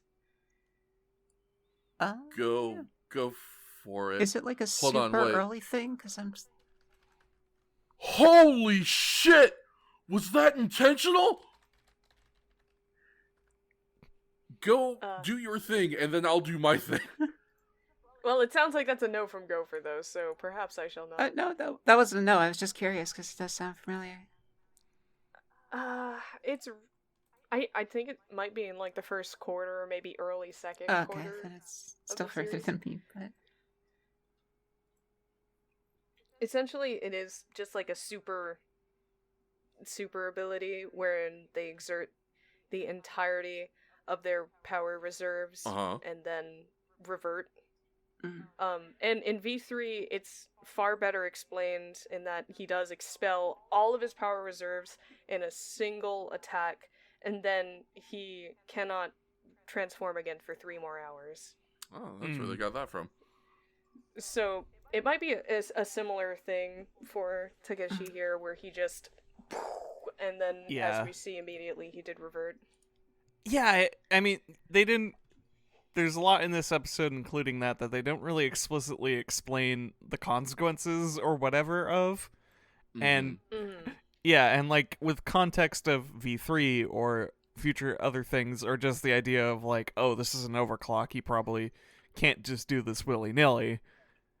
But like, yes, we all can probably assume there's consequences, but yeah, they really don't explicitly cover it outside of maybe, yeah, it's like you pointed out that he did, you know, after he finished his move and he did the overclock and finished his move, he was untransformed, but plenty of it's also, scenes like, have par for the transitioned course. like that already, so it's like kind Yeah. of just like, Mm-hmm. oh. It's just another one of those things. The show doesn't really explain much It's ever. It's So- kind of weird because I felt like at a certain point we were getting better about just doing weird shit like that and them just coming in to be like, I do too. hey, I have a new thing. We're going to try this new thing and here's what this new thing does. So all of you at home, you're like, Yeah, here's what or we're doing. something super obvious. But- Yeah. But yeah, we're kind of going back to just the real like hand wave, just like, if this is a thing I do, and then I do it. I'm going to take a hopeful, optimistic guess and say that maybe we haven't lost that intuitive change in storytelling, but hopefully, this is just kind of like an introduction of this ability in Mhm. which Takeshi's like, I think I could do this thing, but I don't entirely know what it is yet, and later on they'll expand upon it Right. as it's revealed further to him, thus it will be revealed further to us, but I don't know. Fingers crossed, because Yeah. we did introduce it with amnesia, which is also a weird thing to do. Mhm. So yeah, maybe the details will come. I also hope for continuity. I would love some continuity. Please fill my bowl. Here's the thing, Just though. holding my hands out. Please, I'm sir. hungry. I'm genuinely curious if this will ever make a return in Ichigo. Right. I Yeah, hope so. don't- I'd flip. hope so. It's a coin flip. Because the We'll writer see. Chop didn't.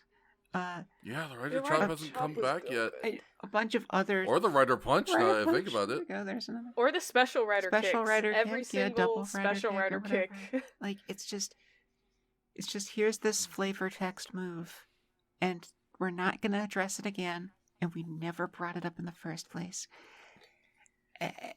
Really flying by the seat of their pants with this series, for sure. Mhm. Yeah. Like I do enjoy that on a sense of like it's fun to see the writer's thought process and how they're just trying to manage this thing that became Kamen Rider. Yeah. But when I see a new move, I'm just like, oh, that's not going to be a thing. Like, Enjoy it. Yeah, no, that's fair. Enjoy it for the episode.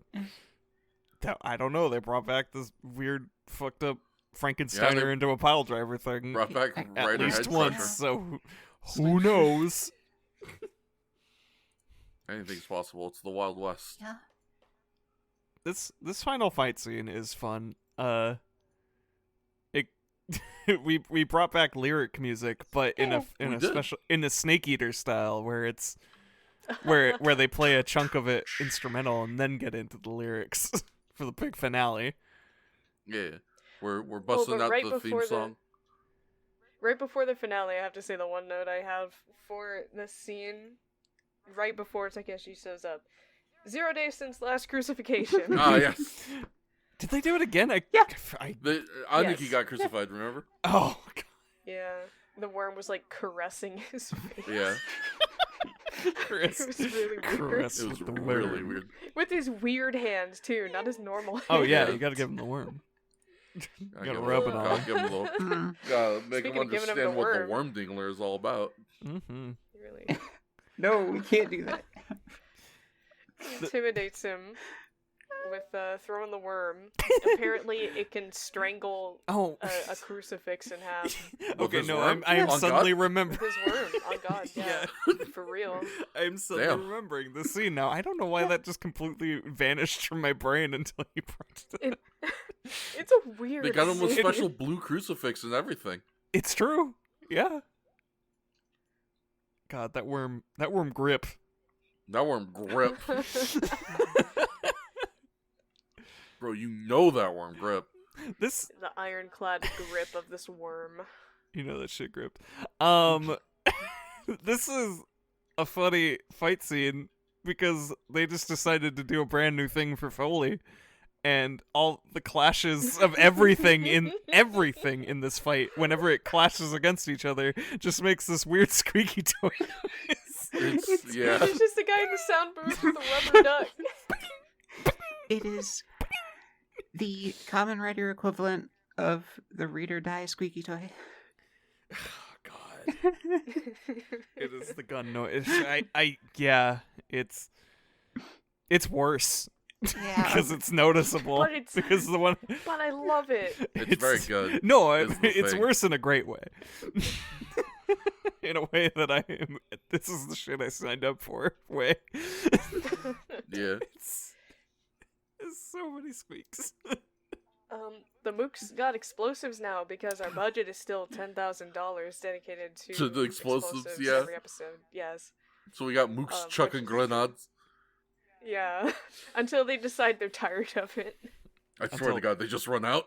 Well, like, Yeah, Takeshi threw one back at them. Yeah. And they were like, oh, never mind. no, this isn't funny anymore. I'm sorry. Oh, no. I hit you with sticks again. I'm sorry. Teach you to fuck around. Good. Now you're gonna find You know out. what, Good on. I take it back because I am also having lapses of memory towards the end of this episode. Yeah, the reversion wasn't due to the rider power because he uses it again in this fight. Yeah. And he stays transformed, so I'm not understand. I don't know anything anymore. Yeah. I took my best educated guess, and it turns out I don't know a damn thing, Me on tests. which is my schooling. The calculations have come in. I don't know shit. Absolute All save. 100 people.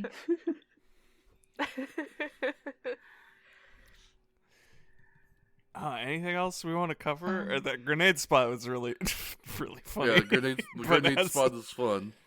Um, I'm trying to think of anything else that happens in this fight that is particularly. is Taki considered part of Team Rider? I forget. No. No, Yeah. Taki is No. miscellaneous, right? Yeah. So Yes. I think we might actually break 30 with this Oh shit!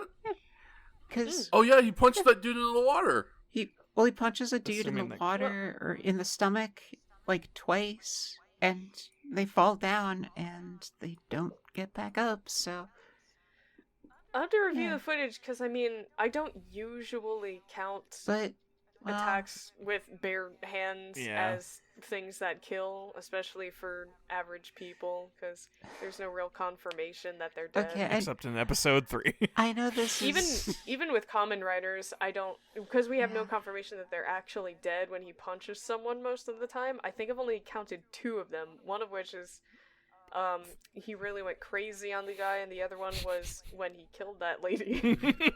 When he like kneed her in the stomach, and they were like, "Oh my gosh, She's she's dead." dead."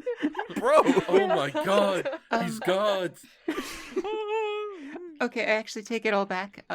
There is a shot, that like pans out. It's from a close up to a long shot, pretty much, or mid to long. But Hmm. in that long, you do not see the bodies there. So Rip. I know that's just a Well- filmmaking thing because they don't have enough extras to do that and the scene, but still. They got 5 guys Yeah. today. Wow. Oh, we got 5 guys? No, we only had Oh, yeah. $50 for Fucking budget. hungry. You're not getting 5 guys. No. Yeah, though I only got You're 1 fries fine. for everybody. That's fine. They It's okay, overfilled they that give us shit. a lot of fries. Yeah, they do. You are Yeah. getting an order of I've only ever had fries. 5 guys once in my life. You are getting an order of You've fries. never had Five Guys be? I've had it once, Oh. ever. It was very good. Yeah. I it's don't tasty. think I ever have. Do you have any in your local area? It closed down due to hubris, Oh, I no. think. Hubris. I can only imagine. I think they came, they had like the attitude of like, don't worry guys, the good food's here. And I don't think they really did well. Huh. That's a real shame because they're not wrong. Yeah, Yeah, Five Guys is But tasty. it's like, you can It's been a And very minute. generous you on can the be like, fries. hey, more good food is here, but if saying like the good food's here, you know, which is, it's been years, but I think that's kind of the air they had going for them. You have made it seem, ostensibly like you live out in fucking BFE, so I can see where they might want to get that energy from. I don't know, maybe you don't. I was but- going to say if somebody did that in the big city, I think it would only get more people to show up because they'd want to knock them down when they find out the food's bad. Mhm. And then it turns out to be good, and then they'll probably go No, back. no, we just, Yeah. we Because Who just, knows? Maybe we got a lot of maybe American people here. Gopher potentially being out in BFE was their downfall with that strategy. it really is because like, there is what is essentially like a cursed business location, Oh no.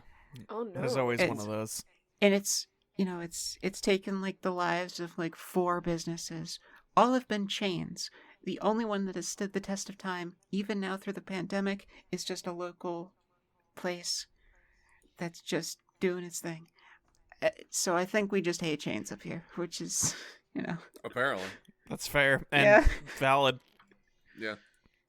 I wonder if they would have done better if instead they marketed themselves based on their generous servings, because that really is truly one of the greater selling points of Five Guys. We make big ass burgers and give you a shit ton of fries.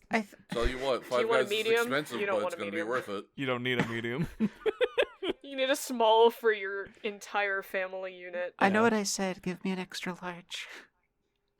Ooh, That's go they for were it. gonna Go fill. for it. Go for it. You do not Go know for how it. Your big car their is bags are, filled. but they're going to fill them. Yeah.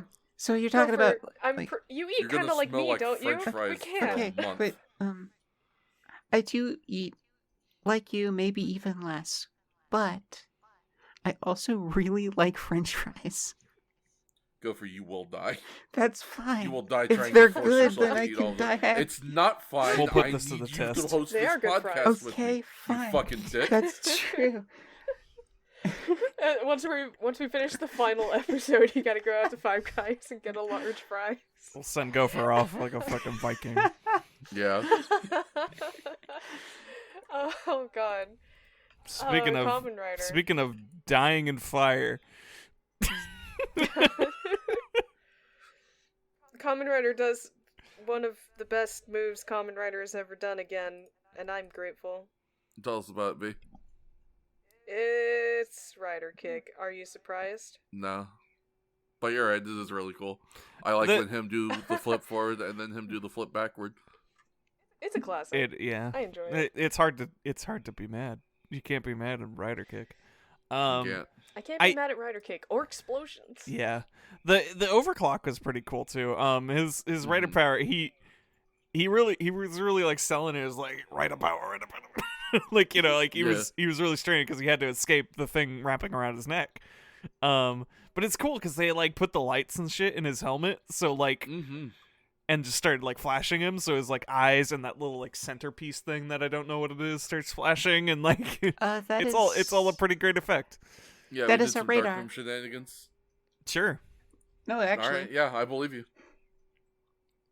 Is that Okay. explained in like the manga or something? Yeah, that's not surprising. Alright, cool. Just yeah, sure. Alright. Show hasn't told me, Dope. but I'll believe you. Yeah. Okay, I'll believe you. Yeah, pretty much. Okay, I believe you. Rock about it. Rocky Body on time. Yeah, and then he kicks the man and he blows up. It's that Yeah. that part's pretty standard. And then C Lab 2021 also blows up for no reason. Blows up. Yep.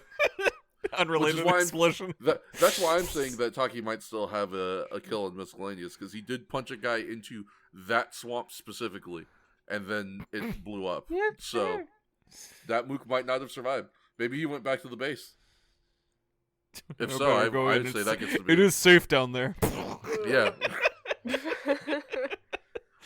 Yeah, I Nowhere don't know. is safe. I don't know You'll how, never be safe. I don't know how much we want to count those technicalities. That B is the arbiter of this, though. So Yeah, this is we'll at the we'll end of the trust day, it's up them. to B drops. They are the bee reaper. Like I'm not saying that. Do my best. I'm not saying that to like put our expectations on you. I'm trying to say the opposite. You Yeah, are the it's- final word, and if you say it's not, then we just Then have it's to not. fucking accept Yeah. that and sit in the corner. Be mad about it if we Actually- want. Yeah, we could fucking pout about it, but it isn't gonna change shit. I will do my best. That's all we ask.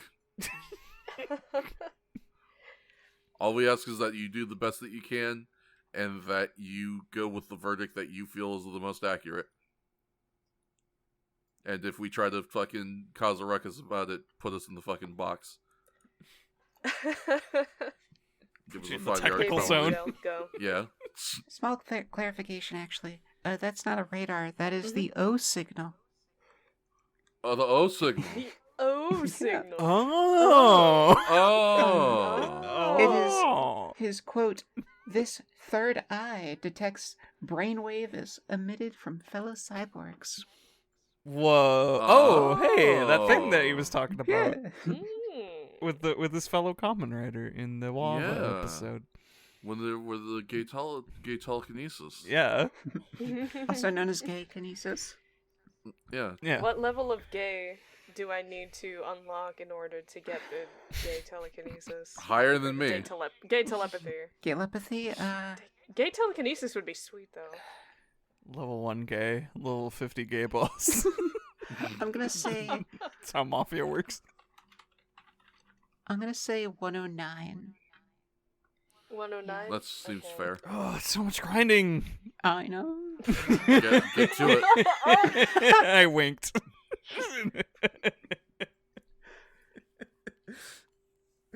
So much grindering. There we go. Ugh. Speaking of Grinder, My own personal perhaps health. we should talk about male friendship. Oh yeah. Do you guys like male friendship? I do.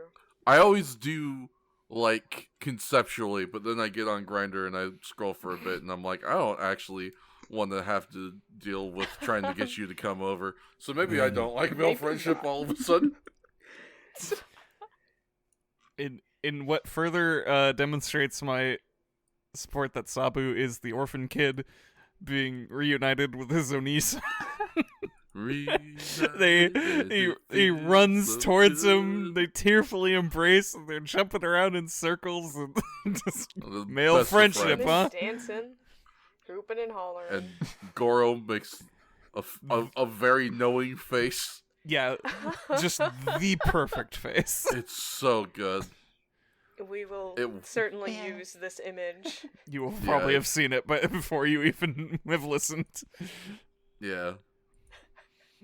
Ah, I But Hongo Takeshi, cyborg freak, will never know Yeah. the friendship of a male. Or I assume, because he just kind of gets sad for no reason. Yeah. Hey, He does that, same. you know that He's thing standing that up to Hongo the likes to side. do where he gets sad for no reason? He does that one. I understand. yeah. Yeah. That is unfortunately Hongo's most relatable power. Can't relate. Depression. Yeah. Oh, I can't relate. Never mind. I'm back on board.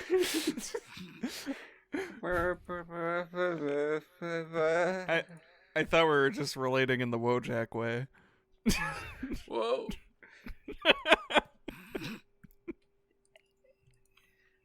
I support you, Takeshi. Yeah. Don't worry, Takeshi. We're gonna get through this together. Trust fall, Takeshi. That's a cyborg bee. Are you sure? Let me cradle you. All right. No. You don't understand, Fats. This is their ploy to get Hongo to crush them. I'm sure This is- either. this either is outcome their- seems pretty ideal, frankly. This is their extra large bag of fries. Fair enough. I just thought they were gonna stick with the Grand Slam plan. You know what I mean? I'd, lumberjack well- Hung. Yeah. Lumberjack slam me to hell. I couldn't say that. It's fine, I Fats. How could- am Said I it for supposed you. to say such a thing? That's certainly how I'd like to go out. Getting lumberjack slammed. Doesn't seem bad. To hell. Oh yeah. End of the podcast. We're getting the signal to I was close gonna it say, out. we're getting Oscar we're music being played literally right now. getting the wrap it up. I do just need to comment. Looking at us from the other side of the glass.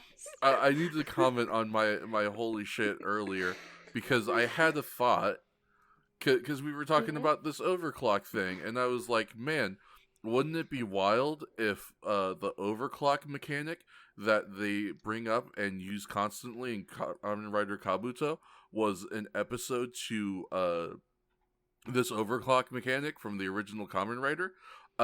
And in doing a little bit of digging and remembering stuff, I think Kamen Rider Kabuto was a reference to this episode. Like Whoa, the that's whole so show. specific.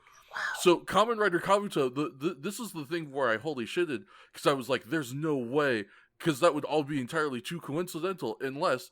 But it just so happens that Kamen Rider Kabuto, which originally started airing January 29th, 2006, commemorates the franchise's 35th anniversary. Well, you know, that does sound ripe for the references. Yeah, so it is an anniversary series where the main mechanic of the of all of the riders is it's an ability that is literally called Clock Up that allows them to move at like super speeds and use like an extreme excess of their power, and they use it like throughout the entire show to defeat the enemy forces, which are all referred to as worms. What? Oh my god. They're all Bro. That's what I'm saying. Like, I was like, That's- man, wouldn't it be funny if... Wait a minute, all of the Y'all? bad guys are worms. Yo, wait a minute! That cannot be a coincidence. I, There's no like, way. straight up, I'm pretty sure, like, this whole show is just a reference to, like, this episode. at least partially. I was like, holy I bet fuck. this episode was hype back in the day. I bet people were like, oh my god, Kamen Rider has a power-up. Maybe. I guess. I wonder what this does mean about continuity potentially, but also just like, bro, Yeah, the right? worm episode. It's just Really, dog? That's the pull you made in 35 years? Remember that episode where guess. Kamen Rider fought a worm? Yeah. Well, what and if he he did did that all fucking- the time? I mean, they made it really cool. I legitimately, because if you actually go just look up Kamen Rider Worm Man, along with some images of the original Worm Man from this episode, you get a bunch of images of the fucking Kabuto worms, and they are cool as shit. Their designs fucking rule. So, like, Yeah, I these don't know fuck. who they got to do that series. I don't know who they got to do fucking Kabuto, but apparently that guy was like, my favorite episode of Kamen Rider is the one where he fights a worm and he goes like super fast, and I'm gonna make that into like the coolest season. Fucking respect, dude. Absolute Go after respect. your niche. Like, thank you for chasing your niche in Also the big- weirdest way. Big shout out to this season because it's also the one that gives us, I believe, our first instance of a bee-themed Kamen Rider. This is where Kamen Rider Zabi comes from. Zombie. I guess, man, put that on the list to vote because that Yeah, does sound really, like good 'cause holy material shit. for us to watch. I mean, Especially yeah, since it has direct ties to Ichigo. Now it's kind of like, man, we probably should hit this at some point. I'd been meaning to watch Together. Kabuto for a while just because, like, I knew it was really cool, but, like... I do love his design. Also, Mm. I love me a Kabuto beetle. Yeah, Kabuto's design is great. All of the Absolutely. Rider suits are dope. They have the... I don't know how often this is actually shown in pictures, but here, I'll show it because there's one here that's good. The way all of the Kabuto suits work is they start off with, like, a chunky form where they're all, like, armored and everything. And then they can take that armor off to move into a form that is more agile. And then from there, they have an Remove the even training faster, weights. clock up form. That Yeah, That Kabuto is rules. cool as shit. isn't. I'm looking up. I found a picture of Decade while looking up Kabuto. Is he just also part of Decade? Kind of. Just because Decade is the I believe actually I guess no. I don't think Decade is an anniversary series, but what it was the 10th season of the Heisei era, Right. and so it is referential to all of the seasons previous. Okay. So he meets all of the other previous Kamen Riders at least once. Dope.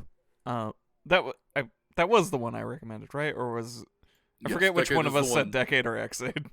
Or no, I'm sorry, B said Decade. Oh, B said Decade. What? Yeah, No, that's right. B said- Decade. Oh, yeah. Oh, No, wait, Decade no, was yeah. B's because you're. Oh, yeah, you Fix wanted your Black. recommendation. Mm. No, I recommended Well, Exade. I- B recommended Decade. I recommended Black for the next time, but of the list you provided initially when we didn't know Jack all, I chose Decade of the list you provided. Yeah. I was Forza, Shakes you were Ichigo, B was Decade. No, I and- mean, I mean Oh. for the off limits stuff we said Oh, because the okay. off limits current set is Amazon Limits Black, Black okay, yes. Decade Exade. Oh yeah. That's what I'm So, referring yeah, to. who- The stuff that we put off limits because we want to potentially set it as a series, Yeah. a podcast. Yeah, I version. guess it was B who recommended Black then, Yes. because I remember Okay. Amazon's was Gopher. Yeah. Which one did we do? Because you would know better than me, Fats. Well, Because of the one scene I want everyone Yeah. to see. Yeah, it's a good Is that, scene. is that Decade or Exade? That's Decade. Okay. Makes Exade, sense. Exade, unfortunately. Because yeah, they got the is- cards and shit, right? Yeah. Yeah. Decade is cool. Decade is a really cool season. I would not be against going to check out Decade again at all. Decade's super interesting. Yeah. It's hard for me to sell because my main selling point for Decade, outside of it being it's a pretty cool concept, like as most of these are, but there's just one set piece, and I can't describe it without spoiling the entire experience. And it's just like I don't know if people are gonna vote for that on their own because I can't It's- reveal it. No, it's very fair. I hope you're tantalized, or you just want to see Black. Whatever. I won't take it personally. Yeah. Whatever I don't know, happens, 50 like- years. If anything, I will say, like, one of the really cool, kind of surprise bonuses of watching Decade is that Kamen Rider Decade ends up becoming very plot relevant to Kamen Rider ZO, which is the series that came out in like 2019 or something. Sick. It's because 2020 is when the Reiwa era started, right? Mm. I'm not sure. I believe. I don't remember entirely, but yeah, just the very last season of the Heisei era has Kamen Rider Decade become surprisingly relevant, at least more than I was expecting when I was watching it. But it's very cool, and if you have watched Decade ahead of time, then you get all of that context, and it's real fucking neat.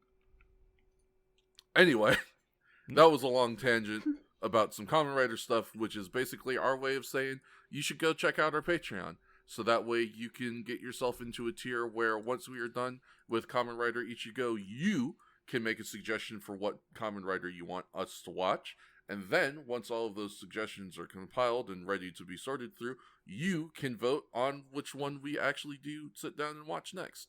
So you get to be a real direct influence on the show. You also get to help support us financially, which is always appreciated because supporting us financially means that we get to keep making the show and keep making it sound good for you.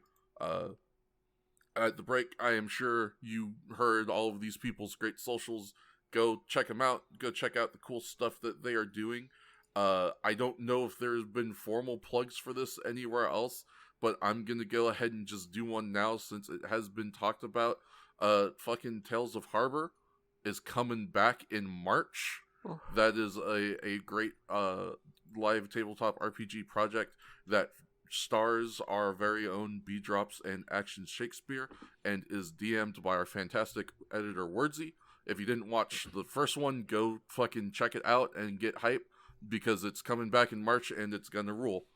I don't know, other than that, does anybody else have anything they want to say, anything they want to plug, anything they want to talk about? We're here to depress you. Thank you. Yeah. I'll say if for whatever reason you haven't watched any Tales of Harbor, it is one of the rare things where I got legitimately so angry at the villains in the exact right way. Just chef's kiss. So wonderful. No, it's fine. Theodore Lark is the best character in fiction. And I think you all should go listen to season 1 and go stan him Yeah. and turn him into the next Tumblr sexy. Can't wait for his redemption arc after Can't all the wait. sexy Oh, fan art. God. Mm-hmm. Oh, I'm sorry. Jokes aside, thank you so very much for the plug. Wordsy and the rest of the writing crew are working very, very hard, and I too am very excited for the second season. It's gonna fucking roll. So go get caught up on OG Tales of Harbor. You can check it all out on Wordsy's YouTube channel, which I believe is just if you put in his thing, Wordsy, WORDS. The Tales of Harbor YouTube. Oh, there's a Tales of Harbor YouTube. There you go. Go to fucking Harbor Tales, youtube.com/Harbor Tales or something. Absolutely not. I'm sure that's definitely not it. Super not. No, it's a bunch of gibberish. Yeah, but if you search Tales of Harbor on YouTube, you can find it. We'll get the playlist. You can also find us at Harbor Tales on Twitter. Yep, you find us at Harbor Tales Harbor Tales on Twitter. You can find where it is going to be live streamed at twitch.tv/Wordsy. And also, while you're there, go check out Wordsy's other streams, because support our editor, damn it. He's cool. Please. Do it, or I'm gonna start breaking shins. I'm not fucking around. It's Black History Month. I fucking swear to God. That being said, thank you very much for dealing with us. We hope that you had a good time. Yeah, apologies to Wordsy for making his job harder. Is this... And remember, if you can't believe in God and you can't believe in Buddha, you can always believe in Kamen Rider.